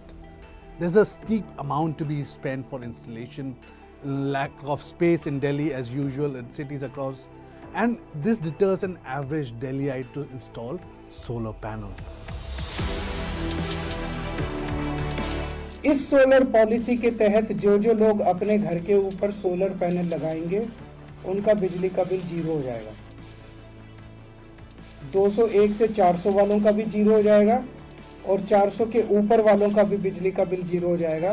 Delhi के सारे residential लोगों का बिजली का bill zero हो सकता है। The subsidy offered by the government is 40% on the entire project cost, and this is aggressively being adopted and accepted by the government of the people of Gujarat. Okay, so once again, I would like to thank the Gujarat government. And more importantly, this particular scheme has been enforced in every state, but Gujarat is considered to be number one. So the first reason with Delhiites is the space that they have. Nobody wants to give the space, or they have a certain notion, certain idea that their space will be wasted or the space will be blocked. I thought this is a very good way to contribute to the nature. It's going to be an eco-friendly process in generating electricity. And then it was decided that 12 kilowatt will be what I can arrange on your roof. And this was the first house in Gujarat, and it was an off-grid house. And number two is the initial cost, which is very high. It's in lakhs. So the people want some like a loan, maybe initial capital support from the government. The thing is that now people are switching into loan process financings. So with that taking into consideration, it's just like paying an electricity bill or paying an EMI. So ultimately the break even comes out at around 3 years. So after that the entire system gives you a performance warranty of 25 years. So the number one is the space constraint. Number two is the initial investment, which is in lakhs. And number three is the awareness. People are not aware of the benefits of solar. To be very, very honest, talking about the urban jungle, like I mentioned earlier, here the people are educated. They know about solar energy. They can Google it, they can do anything. Okay, it is just talking to any certified vendors. Okay, so what exactly is the procedure? So it's a bit easy in talking about the cities and the urban area, but it's a major challenge to go into the remote areas and educate them about solars. The main reason I see the Gujarat government grid is very nice, very efficient, right? Government policy is very friendly, and they are very quick to respond. You just have to apply everything online and you get permission online. So all these things matters, you know. You can see, you are in Surat, you can see every next house is having solar panels on their roof. So that gives me satisfaction. Gujarat's Modera village is powered by round-the-clock solar energy. And the project has not only slashed electricity bills, it has also got them a new income stream. So clearly they are making money out of it. And this is how the surplus power generated in the village is sold to the government grid.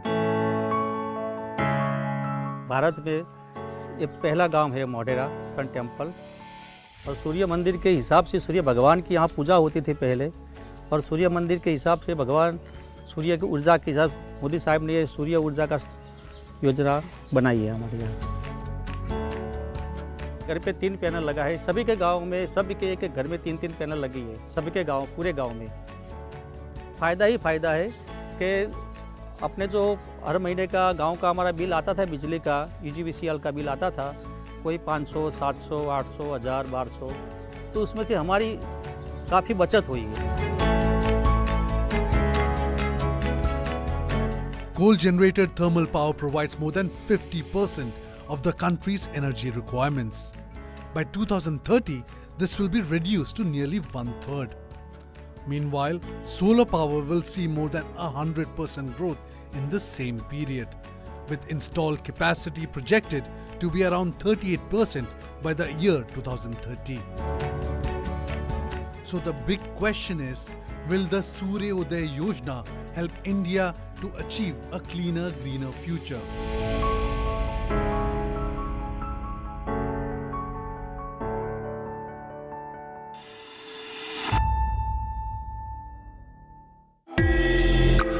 Currently, the industry is facing a lot of challenges as far as demand is concerned. Basically, the US markets has slowed down because of high inflation. So obviously, diamonds being a dream product, something which doesn't have a utility value or is seen as a luxury. So that obviously goes off your shopping list. That's the first item that will go off your shopping list, especially in recessionary trends. That lab-grown diamonds are not mined, and they do away with the entire mining. So they save up on all the environmental damage that is associated with mining, and of course, the mining cost, which is why they're even more affordable. People that is impacted by all these recessions are the artisans, are the people who work in this industry, right? But I think lab-grown diamond has allowed them to actually use their skills in the same product. This and more streaming on world's first news OTT, News9 Plus. Download now. A defiant performance by Ten Hag's men. Now standing at 7 feet 4 inches, Satnam Singh is making his way into professional wrestling. We are getting more good news for India.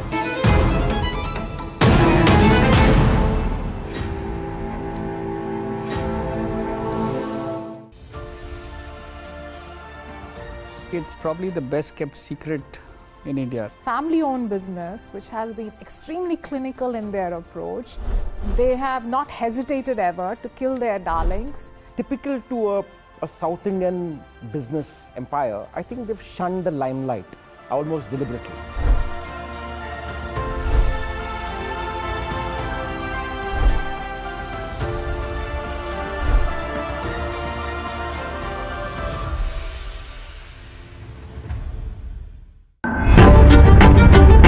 $20,000 people dead and counting. What's happening in the United States of America is unprecedented. You will have to pay for this.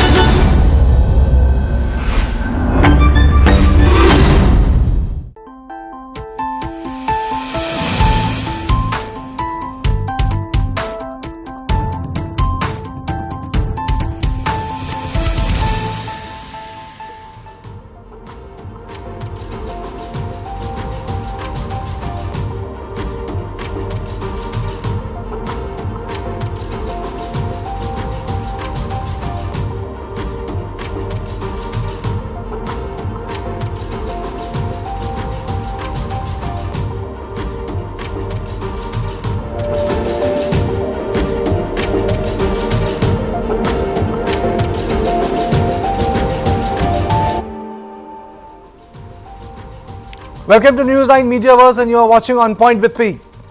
Sandesh Khali is turning out to be a political hot potato for Trinamool Congress. A party that has been able to defeat the Bharatiya Janata Party repeatedly stands isolated in Bengal, alone on this issue. There are many questions from all the sides. Why is Mamata failing to control the situation? Why has it spiraled out of control? On the other hand, why has Raj Bhavan become so active, bordering on political activism? Is it a Nandigram movement for Bharatiya Janata Party? And most important of all, where is Shah Jahan? If there is so much of anger, how come that anger has not been taken care of by the government? We will discuss all that, but let me play out some important bites for you first. About the arrest of the journalist, I had given my opinion yesterday itself. I repeat it. I expect the government to take appropriate action effectively.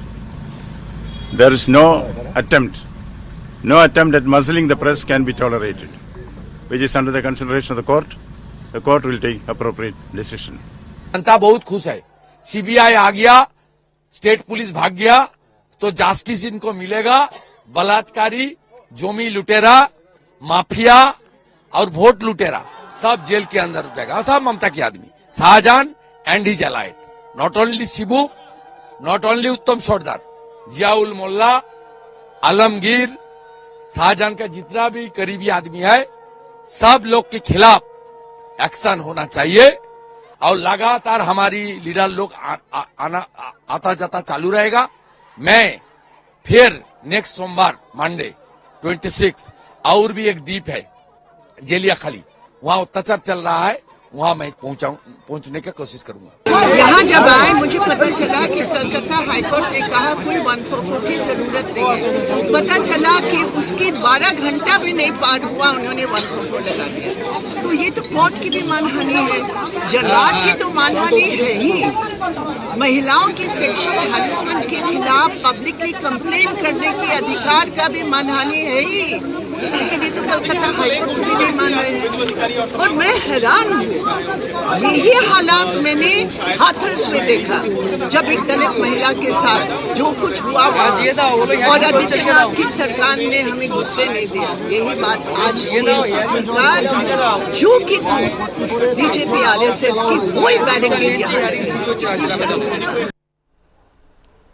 It's a story from India's east, but it has dominated the headlines continuously. On this issue, I am joined by Shatrupa, spokesperson Bharatiya Janata Party, Jayant Bhattacharya, senior journalist Gautam Mukherjee, senior journalist, political analyst, and Brijesh Pandey, our input editor. So Brijesh, first to you, just to sum it up, how Sandesh Khali can said to be a story which has the capacity to change the narrative for Mamata Banerjee? Well, it's a very important story, and it has all the credentials, which can make for the downfall of Mamata Banerjee. For the reason being is it's not a politically motivated story. It's a story where women have been suffering for a very long time. The kind of stories that have emerged from a pure horror about the abuse, the sexual abuse, rape, gang rape, women being confined to rooms. Still, the perpetrators are over her, and then she's abandoned, the lands of the poor being grabbed, and nobody in the administration takes notice of this. What is most surprising is that Mamata Banerjee, who's an astute politician, is somehow seen to be or projected to be defending Shah Jahan, or seen to be defending what is happening, and the way there have been several in the party who have raised questions about these women who are leveling allegations do not belong to Sandesh Khali, something is amiss, it's an RSS bastion, and they are trying to sell a fake narrative out on there. Somehow it is not cutting ice with people at large, and the way BJP is going about it, the way left has now Brinda Karat reached today, the way Congress is Adhir Ranjan Chaudhary, responsible for the split between TMC and Congress, is going about. It's very clear that everybody will want to have a go at this narrative, because this is happening just a month and a half, max couple months before the general election. Okay, let me go to Jayant Bhattacharya. Jayant, what's the big picture? I think you raised two pertinent questions, Kartikeya. One is that, is this becoming the kind of situation that had happened earlier in Nandigram? You had seen what happened there. That's a very pertinent question. Number two, where is the person who is behind this? Where is the perpetrator? It's more than a month. It was early January when the ED incident happened, when they went there for the perpetrator. They were beaten up. We know 3 of them were grievously injured.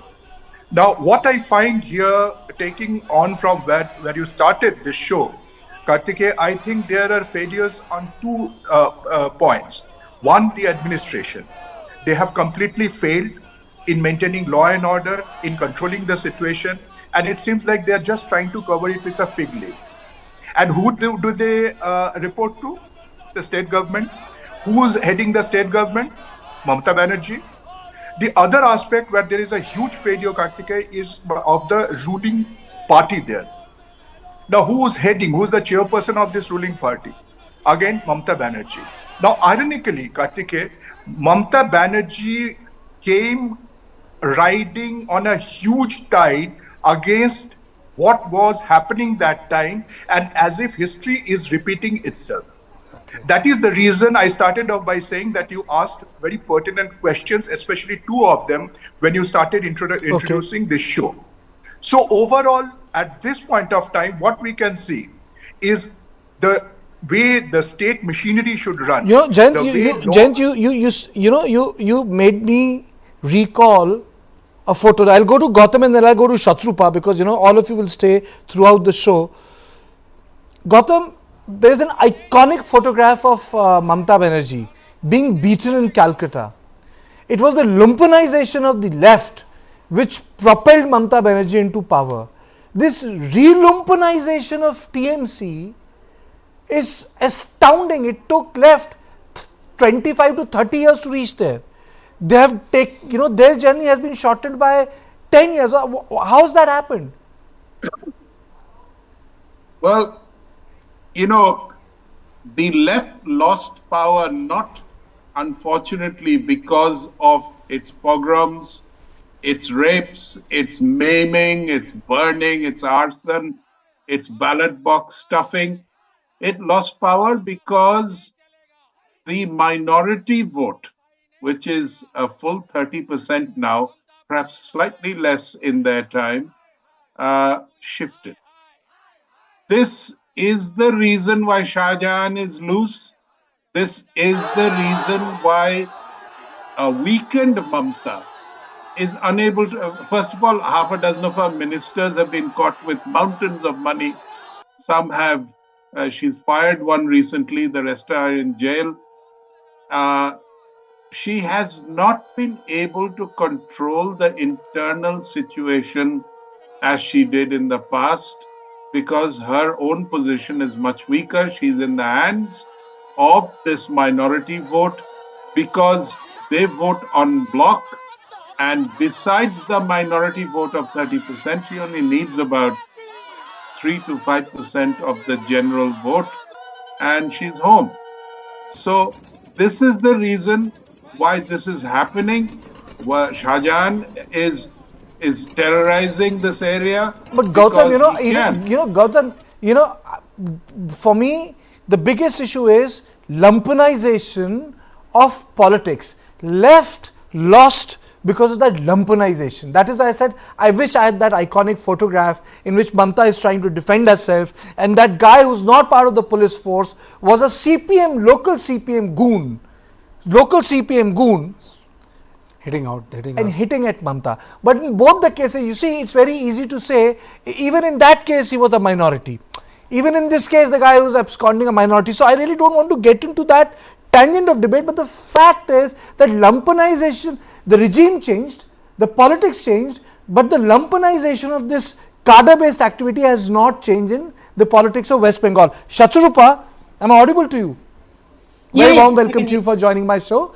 Thank you. First of all, my question to you, this lumpenization aspect where women can be hit, abducted, I mean to say, it's tragic that the government's changed, but this aspect of politics have not been able to be removed, or it has not gone away, has not been able to be tackled by the politicians.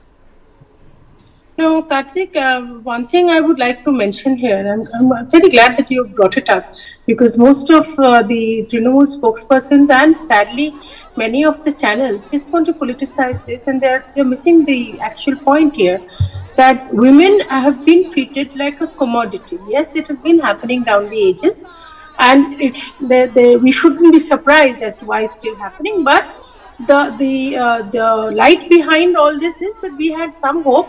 Not me, the rest of them had some hope that West Bengal having a woman chief minister and many women ministers, there would be an iota of sensitivity meted out here to these kind of women.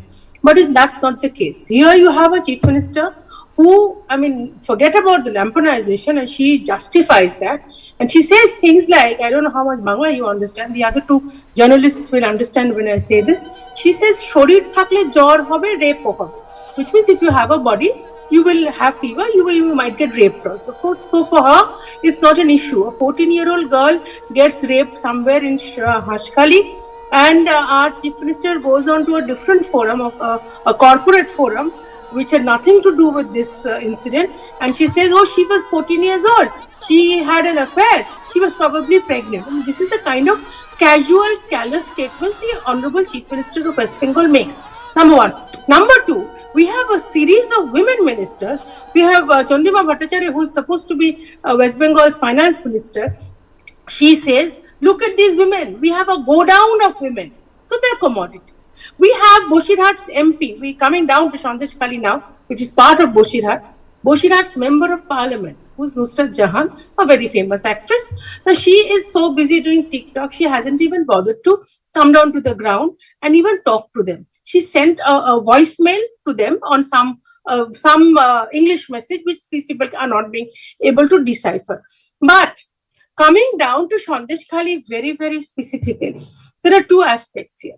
One is the women are saying that this kind of sexual abuse has been happening for over a decade, 10 years to 13 years. And they're mentioning the names of these three people, Sheikh Shah Jahan and his two henchmen. Shah Jahan is still being defended. Yes, this is a totally different issue, but Shah Jahan is, I wouldn't like to use the word that he's on the run, because he's very much somewhere, protected by the Honorable Chief Minister and her troop. But they're mentioning Shah Jahan, and they're saying that, we used to be called at odd hours, and they used to make us do a lot of indecent things. They used to pass indecent comments. They would give physical descriptions that, okay, this girl is good looking, this part of her body is attractive, so please keep her, let her stay back alone after the evening. These kind of social humiliation. Then you have a woman spokesperson from the Trinamool who's asking for a rape footage. So this conglomerate of insensitivity from the ruling party is what is actually hurting these people, apart from the fact that police refuse to take FIR. It boils down to the fact that here in West Bengal, the goons get away with everything because the police is hand in gloves, if I may use the word, with the ruling party. That's very well put. But you see, if you also look at the anatomy of the crisis, it also shows one thing, that the governor is also active. There are rooms that are being prepared in the West Bengal, Brijesh. Why is that? For to help them out. Can governor do that? Well, I think, governors in most of the opposition ruled states are playing an active role, which we otherwise don't see playing it in states which are being ruled by the BJP. I mean, if you're calling spade a spade, the overactive, zealous approach of the governor in, the ways they say that, I will go there and prepare a report, I'll see the things myself and all, is something which, normally governors don't do. So definitely, I mean, when the opposition, be it Tamil Nadu, be it Kerala, be it others, overactive governors, because, the post of the governor is used to put pressure on the state administration. And yes, I think, the governors, I mean, absolutely, I have nothing else to say but to accept the fact that yes, they are being overzealous, they are transgressing what they are supposed to do, because a governor is said to be the guardian. If the governor has an issue, he can raise it with the chief minister, but the governor cannot be seen as a political appointee, though he is one, but he cannot be seen to be a political appointee who is trying to interfere in the affairs of the state. Very well put. It's time for a short break, but before we get into the break, let me tell you, we are counting down to the big event that News9 is organizing this coming weekend. The News9 Global Summit is about the new India that is recognized as a rising economic power and a major global player. The theme of the summit is how India is poised for the next big leap. What India Thinks Today Summit is being organized by the TV9 Group, and this edition of the summit is unmissable because the keynote address is by Prime Minister Narendra Modi. What India Thinks Today Summit, Feb 25th, 26th, 27th. From Fragile 5 to Top 5, from a laggard to a leader, India under Modi has reimagined the world order. Presenting the second edition of TV9, What India Thinks Today. Summit theme, India poised for the next big leap. Listen to Prime Minister Modi unveil his vision for Viksit Bharat at News9 Global Summit, a TV9 network initiative. So in this segment, I'm going to talk about, is it the Nandigram movement for Bharatiya Janata Party? Is it like that Belchi movement for Indira Gandhi? Is it like a turning point in the politics of West Bengal? And also, I'm going to play out a bite that sometimes when the cadres try to act overzealously, they hurt the cause. So first, let me go across to Jen. Shikha Mukherjee also joins me. Very warm welcome to you, ma'am, for joining me on my show. Jen, first to you, is it the Nandigram movement? As I said earlier, Karthikeya, partly yes. Because if you look at the way things are unfolding in this particular area, if you remember, something almost similar had happened earlier also. And as I told you earlier, that Mamata Banerjee rode on that crest of that kind of fight against oppression, if I can put it that way. And we saw that later in Medinipur also, that happened. Anyway. Now, coming back to your question, if you look at it, yes, there is a kind of the anger that was there that is coming out right now. Since the time that Shah Jahan has been absconding, he has run away, as we all know. Since that time, you have seen that women are coming out on the streets, and they are targeting whatever represents the perpetrators or the ruling party right now. And this is something that had happened earlier also against the then ruling CPIM. That is where people in their anger, they had burned down the mud houses, which overnight turned into 2-story, 3-story buildings, the party offices, which turned into palaces. Those were burned down. But that time, Karthikeya, they did not lay a finger on the panchayat office saying that it represents the people, the people's power. So something like that we saw. After the incident with the ED officials, we saw that the women were coming out, the people were coming out on the street. You may say that there is some political agenda, you may say there is some political party behind it, but it's the anger that is now coming out, that they have got a platform and they can show that anger. What happened after that? shows how, again, something that I said earlier, is how the administration is just trying to cover itself in a fig leaf.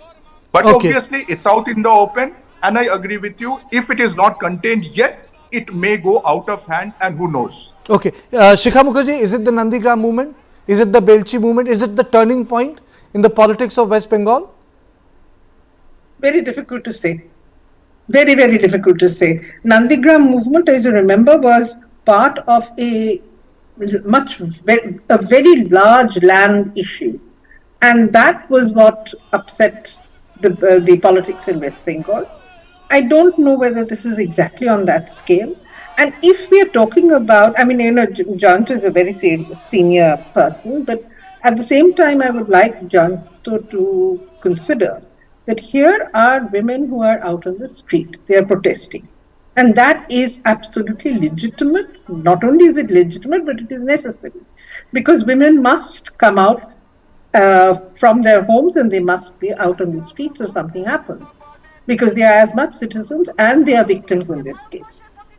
If you recall that in 2013 or so, there was a case in Kamduni, gang rape and murder. It was a horrific case. And the women came out. And the most interesting part of that incident was that we all walked in long protests led by civil society, by the intellectuals of Calcutta, all of them horrified by what had happened in Kamduni. And that was a citizens' movement. There was an outrage, and there was a reflection of it in the public space. Okay. Today, I'm not seeing that happen as yet. So I don't know whether this is really the